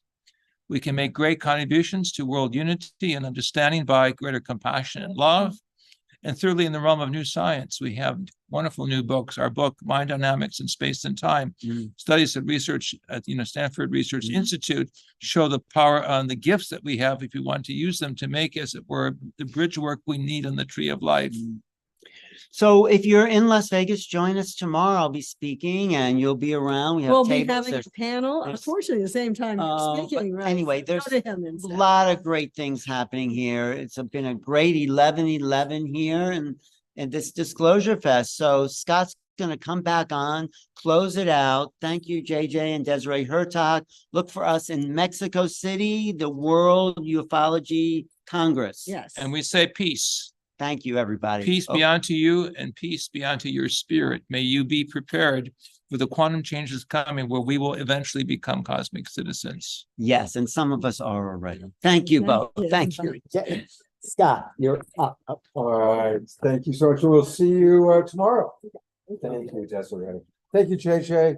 Thanks, Scott. I have to say it's been a little bit exhausting running around, getting guests for you. You're a heck of a correspondent, Alan. I know. Well, I'm more like producing, grabbing people in off the casino floor there. But, I know. But it's been a lot of fun. And I know, I'm glad it was a good show. You had and Alan and I are doing another show together on the 22nd. Tell us a little bit about that. It's going to be a channeling show because everyone's channeling something these days. No, but I've met some really good people. And I got a woman named Marilyn Gadwick who's channeling Zazar. This woman, Jessie Herman, living in Italy, she's channeling the Vagrian, and you have a couple of people too. So it's about expanding. Wednesday night, it'll be a Wednesday night show on November 22nd. Yes, so join us there. I'll be a lot more hands-on co-host. Okay, great. But thanks. Have a good dinner. You know, we go back a long way, don't we? 1988. That's when we first met. 1988. I know, and we're still connected. Not as much as you and your friend. Okay, coming up, Jasmine Bear. Here we go. Well, I'm replacing Alan Steinfeld with Jasmine Bear. That's right. That's who I'm replacing you with. All right, there we go. Well, welcome back, everybody. Wow, 23 new messages since the last time I checked. So I'm going to read some of your messages so we can include you. George Noble says, I'm very glad you got there. Shakina looks most happy. You know, I want to say, I spent a lot of time with the Beloveds. I lived at their sanctuary this summer. And when I saw Shekinah Ma 2 nights ago when they first arrived. She looked very different. And this trip that she was on, the people they met with, what they experienced, it's like she has matured even more. I know it's kind of a funny word to use, but there's even a greater depth of awareness, wisdom, embodiment of her mission, and literally physically looks different. It was really interesting.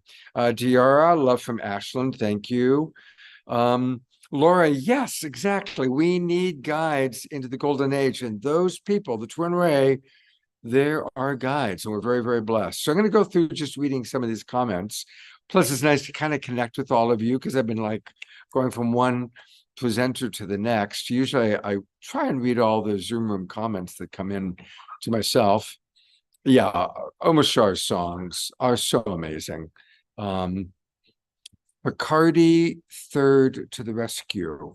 Mark, I'm going to have to figure out what that means. When you, from Ayada, when you let go, give into the one, we are. I love this song, Omashar. Right, that was from the song. Thank you, Grace Denise. No, I drove to Las Vegas, and let me tell you, it was a long drive. I drove from my home in Tiburon to Nevada City and was in Nevada City for a couple of days. Went to a great concert, the Sterling Arrow concert. You remember because Eden covered for me. She did the Wednesday night show. And on Thursday, I drove all by myself with the dog, but she doesn't help with the driving, from Nevada City to Las Vegas, which was about a 9-hour drive. But I got my car and I've been tooling around, going to Whole Foods, getting food for the Twin Ray. They flew in, of course. And Sylvia, thank you, Sylvia. I really appreciate when Sylvia and Omashar put in the links. So thank you, Sylvia, for putting in the links to Omashar's Bandcamp. Ayada writes, oh my gosh, this is so wonderful tonight. I love having all these incredible guests with us tonight. Thank you, Scott. Yeah, right? I mean, come on, the Twin Ray, JJ and Desiree, Geraldine Orozco, Laura Eisenhower, Sarah Brexman. What an amazing group of people. Scotty Satori writes, wow, this is so exciting. I'm loving it. And yes, Alan was in the house. Pamela Luz Butters, we love you, Pamela.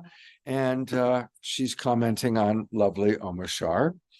Laura Chamberlain writes, it is such great news that the Twin Ray are bringing enlightened energy to the Middle East. I am overjoyed. Wait till you get to hear the details of what they did. Reverend Jeffrey writes, the science of UAP, how the fly science of the mass and the nature of gravity paper. Oh, okay. Yes, that's a very important paper if you guys haven't downloaded it. George Noble knows where Kingman is in Mojave County, Arizona, along Highway 40. Reverend Jeffrey continuing on about UAP and the International Space Federation, very important.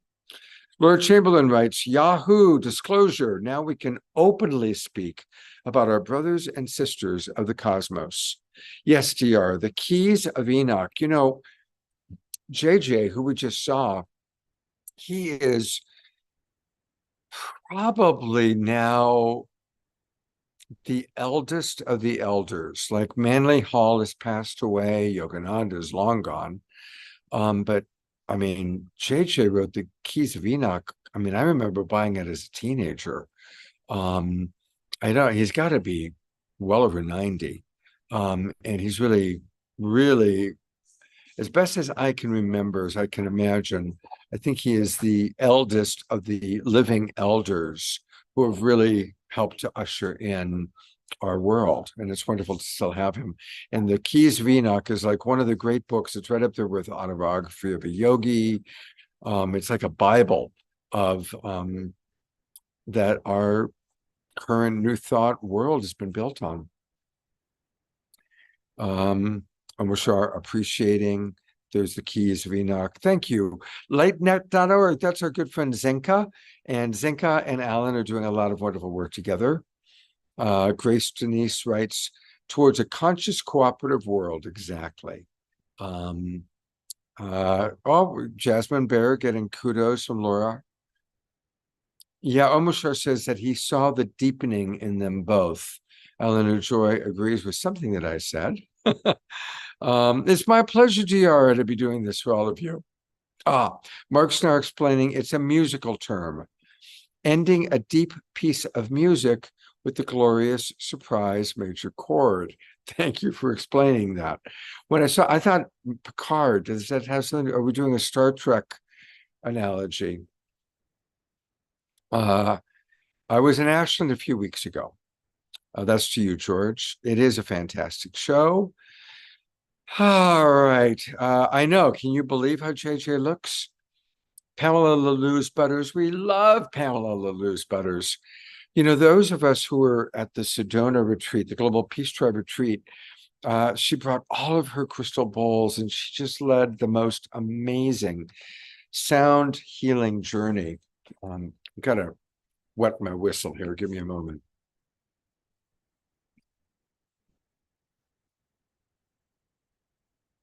Pamela writes, we are so blessed. Thank you for, oh, well, thank you. It's appreciating me. So thank you. I appreciate that. Thank you very much, Pamela. I'm shy to read these things about myself. I know. Can you believe, JJ, the way you look, Sayada? Yes, and you need to take some credit. You're not someone to take credit, but we love you. I'm sitting here just enjoying the whole thing from my bedroom, but thank you so much, Scott. Really, we can't say enough for what you've done for the community and what you continue to do. So I'm sorry to interrupt you, but I feel like we get to give the twinkle fingers to you. Thank you. Yes. Oh, I can see everybody twinkling me. Okay, Yeah. we go to gallery view. Okay. Okay. Oh, thank you so much. I really appreciate that. That feels really good. Thank you. All right. Well, those are some of the, JJ was born, okay, somebody looked it up in 1940. So that makes him 83. Okay, so thank you for clarifying that, Omashar. Well, we've kind of gone through all of our guests. I should go back to speaker view and to me. There we go. Not quite sure what to do. It's a little bit early for us to end. And so, how about another Omashar song? I think we can do another Omashar song. Hey, brother, can you bail me out here? Bail us out? Bless us with your presence? I'm always ready to bail you out, brother. Are we doing a KES healing tonight? Yeah, Mia is lined up to do it. And I've texted her and told her we're going to be ready at 8 o'clock. She's driving back. The beloveds, the Twin Ray, are not staying at the Luxor. They want to stay at a non-casino hotel. So they're driving back to their hotel. Good. I cannot see Sanandaji shooting craps. So Yeah, no. Kinema was not interested in playing slots. Why? So they're at a different hotel, which and there aren't that many non-casino hotels here. No, there's not. There really isn't. I had it's funny that they said they went from the Holy Land to Sin City because Sin City to Sin City. Hang on a minute.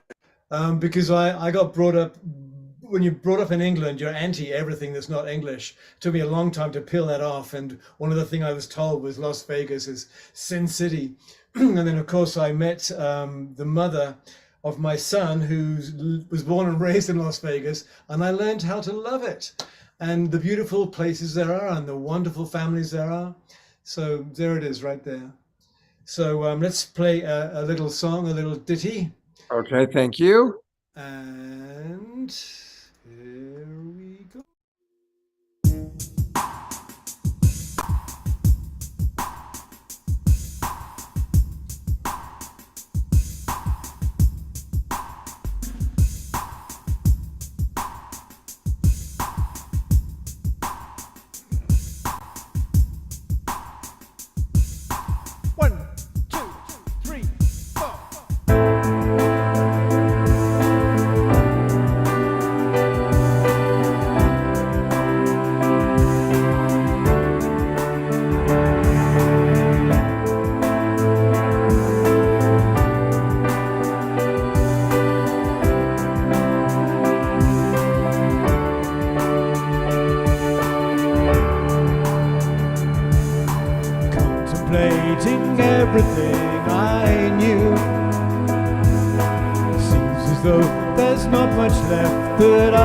hold on to.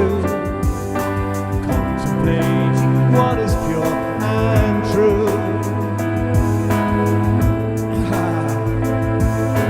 Sun and moon and stars and light and earth and water too. We are rising, soaring, flying, living life so free. We are flowing, changing, growing, loving all we see. Glad to know we're coming home again. Open hearts and open minds and open doors and loving friends. Look at the one who's standing by you now. Destiny is in our hands to leave the density behind. Oh, we are rising, soaring, flying, living life so free. We are flowing, changing, growing, loving all we see. Bonnie and Roger, I see you. Turning to the face of those who need the light of truth to help them turn the other cheek and turn around. Lift each other up into the highest point of view so that together we can move to higher ground.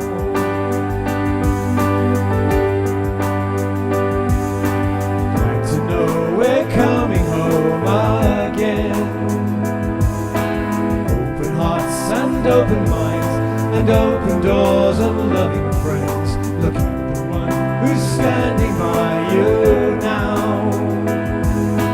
Destiny is in our hands, so leave the density behind as we are rising, soaring, flying, living life so free. We are flowing, changing, growing, loving all we see. Turning to the face of those who need the light of truth to help them turn the other cheek and turn around. Lift each other up into the highest point of view so that together we can move to higher ground.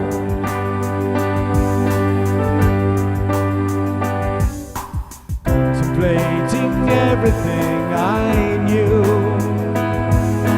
Seems as though there's not much left that I would hold on to. Contemplating what is pure and true.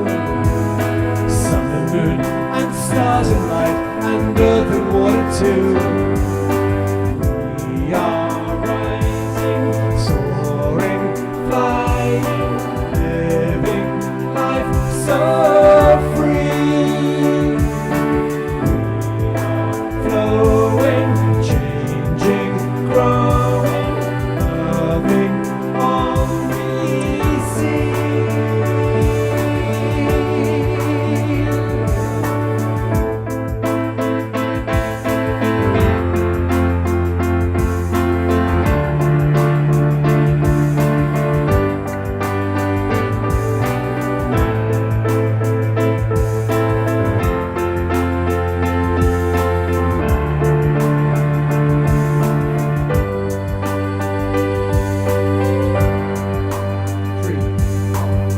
Contemplating everything I knew. Seems as though there's not much left that I would hold on to.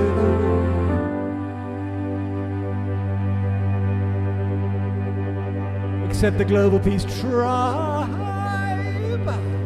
Right? All right. I love that song so much. I love all of you. You know, because we're family, we can kind of talk about what I'm about to talk about. Did you notice that not once but twice I go to Eleanor Joy and Ian, and Eleanor Joy is doing the music, and Ian is giving the longest yawn in the history of the world. And then I think, well, I better cut because, so then I go to Bonnie and Roger, and Bonnie's doing her beautiful heart thing that she always does. And Roger lets off this big yawn. So you do know that's a compliment, Scott, because when they taking another breath, breathing in Holy Spirit, it's because they're really present. They want to be even more present. I appreciate how you're coming to the aid of your brothers. Exactly. I resemble that remark. Oh gosh, I love our family. I love watching you all dancing, and I even enjoy watching you yawn. It is, and it's beautiful. We have this format because we've got to know each other so well, and everybody who's watching the other channels, that we can just speak freely because we're all family, whether we know each other or not. And so why not just be free, because it feels so good. When you were doing the opening song tonight, and Sarah Brextman was sitting next to me, and I just met Sarah today. She doesn't know me or the Global Peace Tribe at all. And but as we were playing your song and I was going to the different people dancing, she was going, "Oh my God, they're so beautiful. Look at how beautiful they all are." And I'd go to Eleanor Joy and Ian, and I'd go to Ayada, and I'd go to Jeffrey, and and each one, and she was just like, "Oh, look at them." It was really sweet seeing her first impressions of watching our Global Peace Tribers moving and grooving. Exactly. And some of the speakers, some of your guests tonight were talking about this field that we're in. And I don't know if I think it was Alan who was mentioning how just us putting our attention into the morphogenic field, the astral planes, the whole kit and caboodle, we're lifting each other up. And I've lost completely the train of thought that I was going there. but it was something profound. So there we are. Well, I'm going to chat for a minute, and then hopefully Mia O'Brien is going to join us, and she's going to close us out with a KES group healing. Beautiful. Mushar, thank you so much for just always being right there. My pleasure. And I guess what the moral of that story is that we're in this. All of the regular Zoomers and all of those who regularly tune into Facebook and YouTube, we have created this safe container, and every time we tune into it, it's like we pick up where we left off on last Saturday or last Wednesday or last meditation. Because I feel so full every time I join in with our family here, and I leave here, and it takes at least a couple of days to. Absolutely, and happy 11/11, everyone. This is a sacred day. It's Veterans Day because this is when World War I ended, as was just pointed out. So Lord Chamberlain has asked a good question, and I'll answer that question until Mia comes on. By the way, I want to say hi to Ellie. I saw Ellie dancing. Scott, would you please talk about what it is like living with the Twin Ray? What does everyone do at the Haven? Is it regimented at all? Is it monastic? Do they grow their own food? Well, first of all, let me explain that the Haven is a store that they have in downtown Ashland. I was actually living at the Sanctuary, which is, they've got over 200 acres of land with a beautiful temple on it already. It's a large home, but we call it the temple. But what's exciting is they have big plans to really build community there, to put up a lot of yurts, to build buildings. I mean, 200 acres is a lot of land to work with. We do want to grow food. We have not started doing that yet. It's new. They just moved to Ashland a couple of years ago, I guess 3 years ago now. The Haven opened a year and 3 months ago. And there's about 35 people who have moved to Ashland to be close to the Twin Ray. But it's not an organized community in that way. It's definitely not monastic. Most of the people who are part of the Twin Ray community have their own homes. There's only a handful of people that how do I describe it? The sanctuary, really, there's only the twin ray that live there full time. And then there's some of us that come through as guests.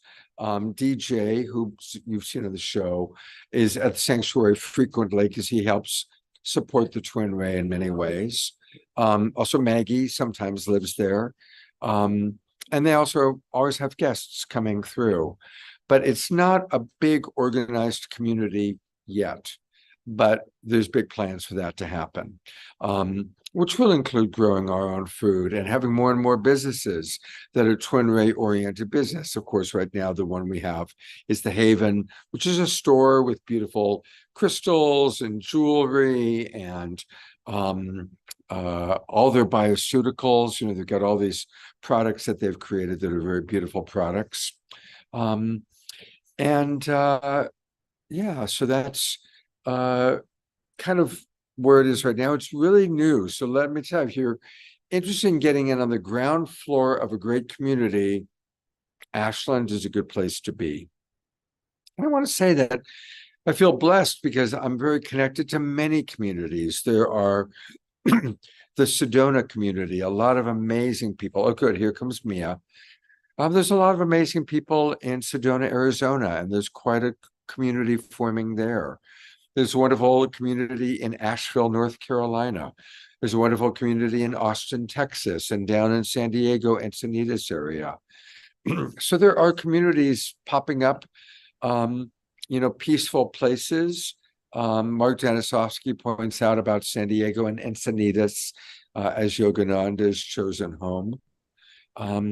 So, you know, we're finding each other, and we're going to find the places, the pockets, the peace pockets where we will land. I see that Mia O'Brien has joined us. And so I'm going to, in a moment, kind of turn things over to her. Looking ahead to next week, on Wednesday night, the theme is We Are Agents of Change. And we've got two beautiful guests that have both been on my show before that I wanted to really go deeper with. And so Lori Spagna, and then Catherine Bird. You just saw Catherine Bird on the show a couple of weeks ago. So that's going to be Wednesday night's show. Mia, we're not seeing you. There she is. Great. Her camera's on. And then next Saturday night, a week from tonight, I'm going to be collaborating with Jennifer Hill again. You all know Jennifer Hill. She's been my co-host 3 or 4 times, not for a while. And we're doing a show all about resilience. She's got Roland McCleary, who is the president of Heart Math Institute, will be joining us, and several other amazing. Jennifer always gets amazing presenters. So that's going to be next week's show. All right, everybody. Thank you, Omashar, for the beautiful songs. Thank you, everybody, for participating. What a fun show. The Twin Ray, Geraldine Orozco, JJ and Desiree Hertok, Sarah Brextman, I'm forgetting, Daryl Anka, Bashar. What an amazing, Shelley Reef. What a really fun show. And as you know, we now, on every Saturday night, we complete our show by bringing in one of the people who are at the master level of KES group healing. And I'm going to bring on right now Mia O'Brien. Mia was our very first person to do a KES group healing. And before we go into that, I know she can't say much, but Mia has been traveling on the same jet with the beloveds to Mexico and multiple countries. I can't even say all the countries, but I can say 5 countries in, I think, 2 weeks. So what's that been like for you, Mia, traveling with the beloveds and just this amazing global peace tour? Yes, Scott, and that's exactly what it was. It was a beautiful peace tour. It was meeting so many beautiful people that are doing the same thing that all of us are doing, and doing it in a collective way, doing it in a unified way. And when you bring these beautiful people together who really have the potential to take things to another level, to dig things deeper and begin to now merge and unify and collectivify and energize. It's beautiful. It gives me hope that I've always carried in my heart. It gives me even more faith for all of us doing the work, and definitely the ramifications that will have on not just all humanity, but all sentient life. So it's been beautiful, and I look forward to the next mission. What's it been? I mean, certainly it's, you've already said it's brought you hope. How about just your own personal evolution to be with the beloveds in such an intimate way for 2 weeks, and then to see all the powerful interactions? How has that impacted you personally? Yes, because you get to, you get to see things on so many levels. You get to, be in that space and time of being just very intimate, one-on-one and informal, yet very focused and very driven. And, it's also very fast paced. It's not like, you're just going around and having, a grand old time. There were many situations where it was very serious, very focused. And so yeah, it can be taxing physically. But at the end of the day, you always have to remember that in those circumstances, that's where you really stand in your mastery, where you're able to hold this peace within, this stability within when there's chaos around you, a lot of chaos. And so it's beautiful. It's what all of us are aspiring to do now, is to really hold that strength and that mastery and that peace and that love within, so that is what is being magnified out, not being a part of the chaos that is potentially around you and being reflected. Beautiful. Thank you so much. Are you allowed to tell the white olive oil story? I'm not sure about that. That's something that we will probably have to wait and check. There's many things that occurred on this trip that is not ready to be spoken into yet, because it's still solidifying, it's still anchoring in and integrating. And so it's really important to be in such precision and allow it to unfold the way that God wants it to unfold, and not our own will. So one day I hope to tell you the story, because it's, it's one of the stories of just pure joy.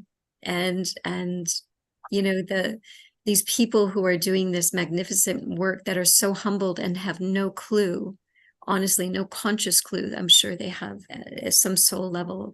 They are very, they're being completely assisted, but they're doing this really kind of unconscious. And so they don't know what the beauty that they're doing.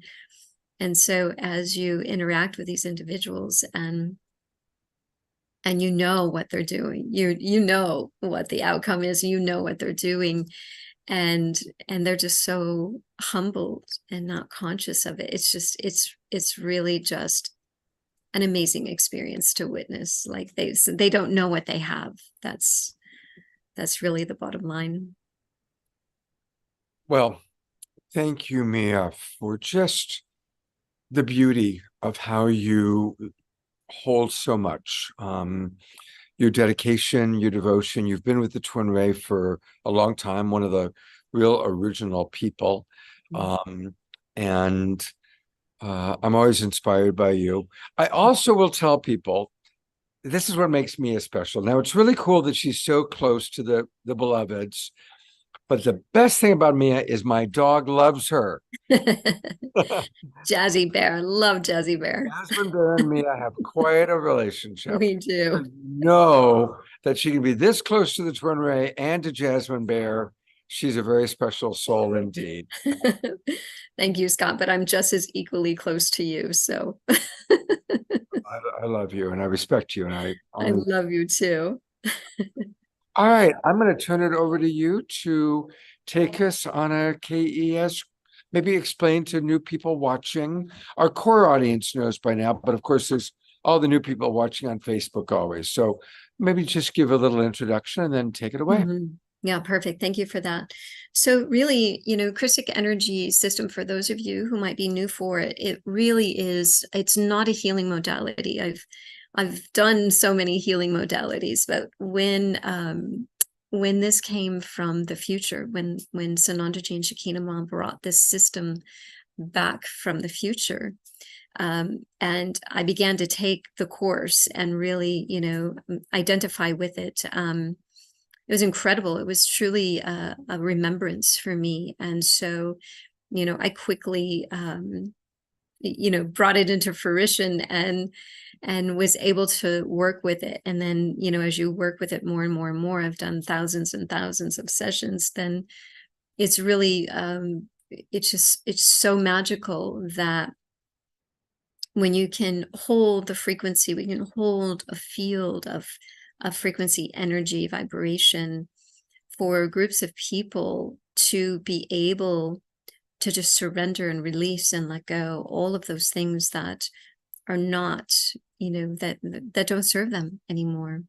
And, be able to watch the magic that happens with that, with your own souls, your own higher councils, your own guardians, your own guides, and have that be overlit by these ascended masters and celestial heavenly hosts, and of course our beautiful Mother Earth and the solar system, the galaxy, the cosmos, and beyond, to watch the magic conspire in this unified field, in this frequency of all possibilities and potentialities, because there truly is no time. And so this is timeless. And to do it not only in this lifetime, but to do it with all of your soul lifetimes and aspects, all of your mothers, all of your fathers, all of your grandmothers, all of your grandfathers, your whole soul family tree, to be able to send that frequency in to ripple up and reverberate out everything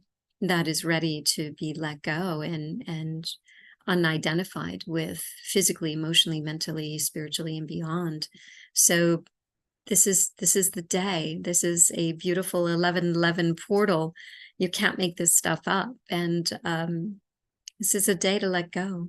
This is the day to gift yourself this beautiful time to just open up even greater and allow the light to come even deeper.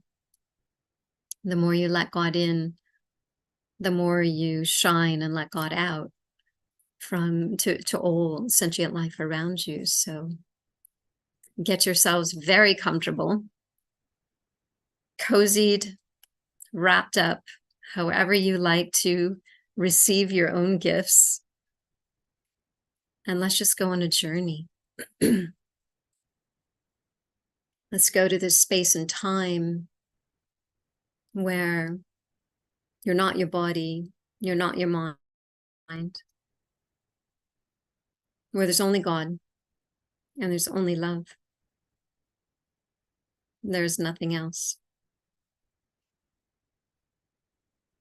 And so I always like to return back to the breath, because the breath controls the thoughts, and the thoughts control the words, and the words control the emotions, and the emotions control the actions. And so when you take it all the way back to the breath, you become still. You become timeless. You just be. Be here now. In this moment of stillness and nothingness. There's nothing to do. There's nowhere to go. Just letting all the thoughts go, all the words go.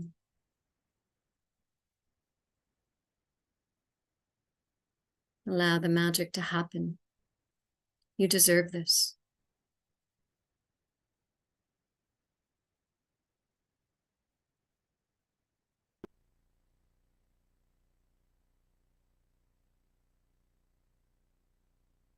And so we're just going to begin to invite in all of these beautiful heavenly hosts, inner earth beings, our beloved Mother Earth and Gaia, beautiful queendoms and kingdoms and sacred directions, elements, forces,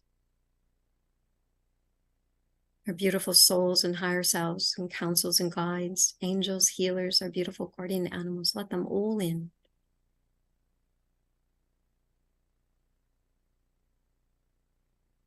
Allow your bodies to rest within the center of this earth.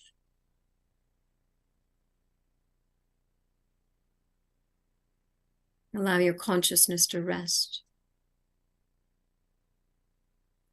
within the center of the galaxy.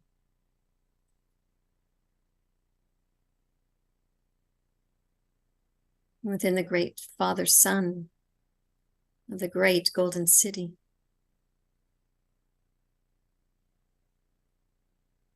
While you just be.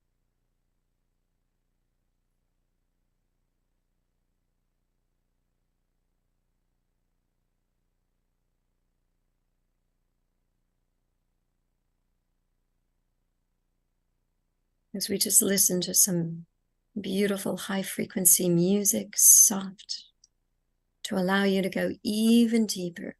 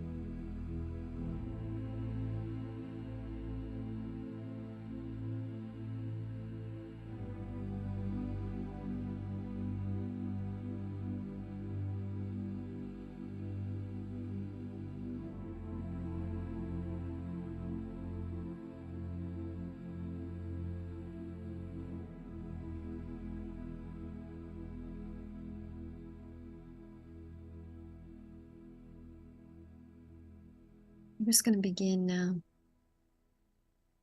to pour in this beautiful indigo blue ocean of light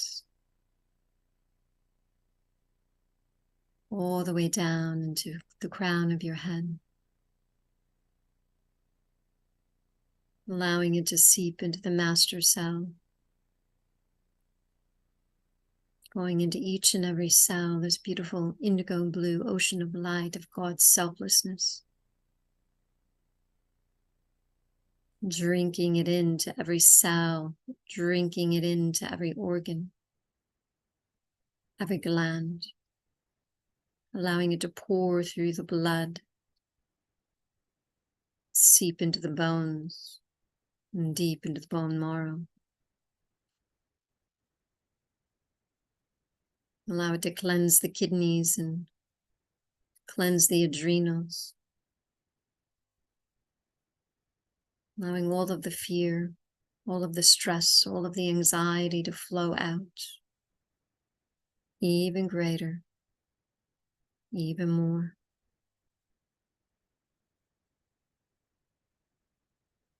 Feeling this indigo blue ocean of light of God's selflessness to begin to saturate and bathe your entire body, allowing it to be re-imprinted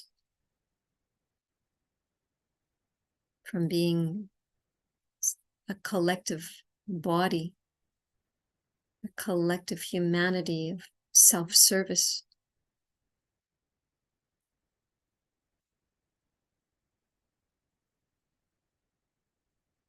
into unity,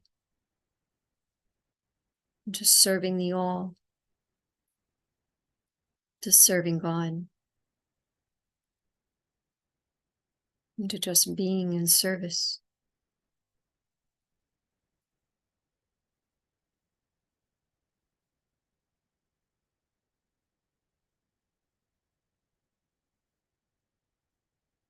And allowing this indigo blue ocean of light to flow out into your bioenergetic fields,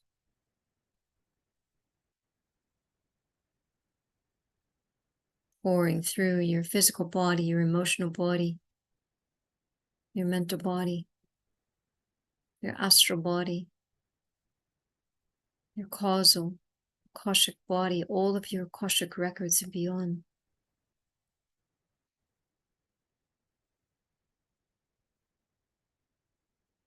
Feeling even more saturated and more bathed in God's selflessness.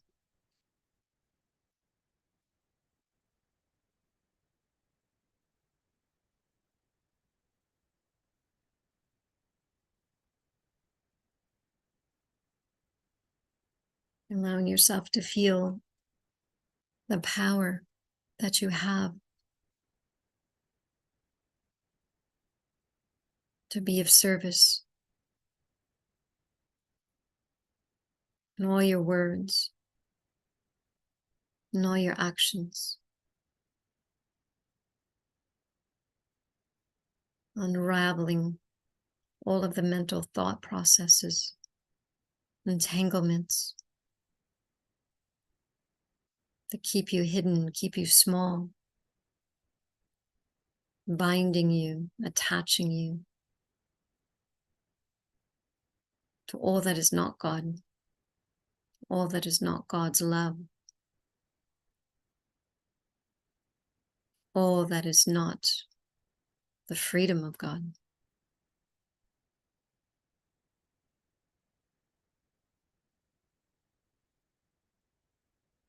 Binding and attaching you to things outside of you, taking you away from the truth of you, the pure essence of your own love.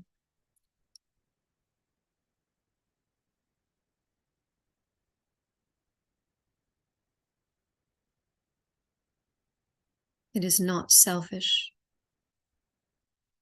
to be you, to take care of you, to focus on you,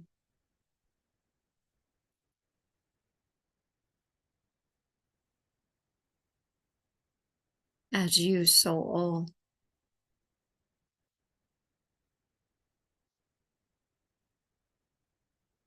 Drinking in this indigo blue ocean of light even deeper now.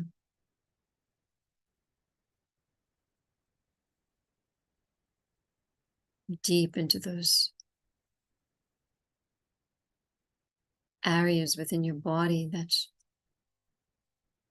try to convince you that you were worthless, unworthy, not belonging, feeling abandoned, not a part of, feeling shame, guilt, resentment, grief.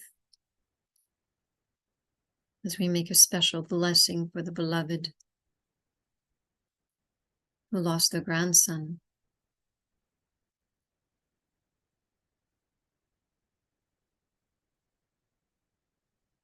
Maybe allow this opportunity to be selfless and have a collective blessing around that.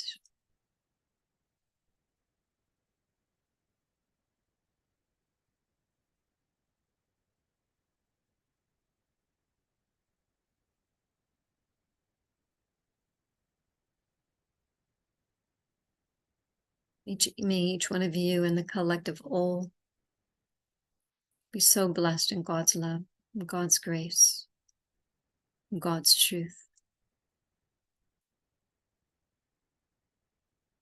As we anchor this in,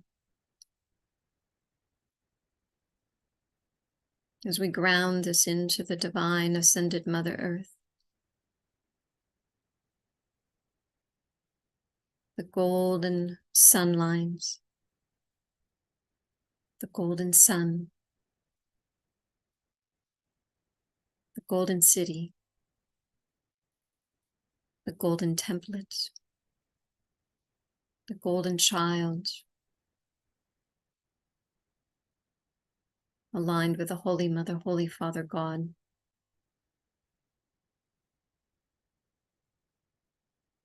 The golden flame,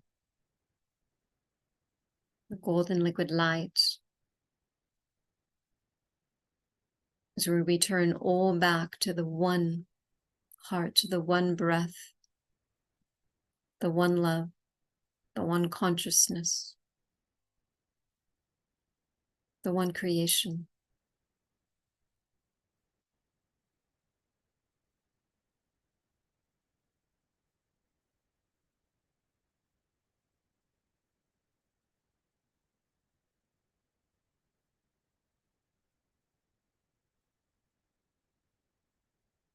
As we thank the Holy Mother, Holy Father, God of the Most High, as we thank our beautiful souls and higher selves, the higher councils, the guardians, the guides, the angels, the healers, the guardian animals, this beautiful ascended earth and Gaia, all of the inner earth beings, all of the heavenly realms that serve the golden age. How lucky we are, how grateful, how humbled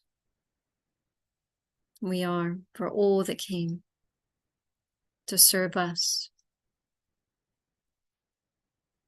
I thank each and every one of you for allowing me to serve. It is my greatest joy. I honor you and I thank you. It is done. It is done. And so it is. Amen.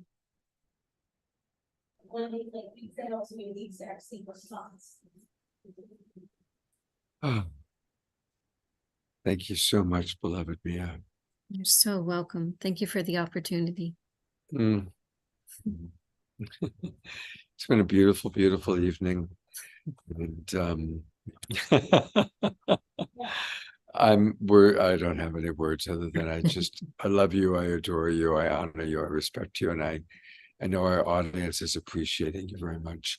Do you want to give people, are you available for people to book private sessions with you? Oh, always is my greatest joy to serve. So anyone. And is it best to contact you by email still? Sure, yeah.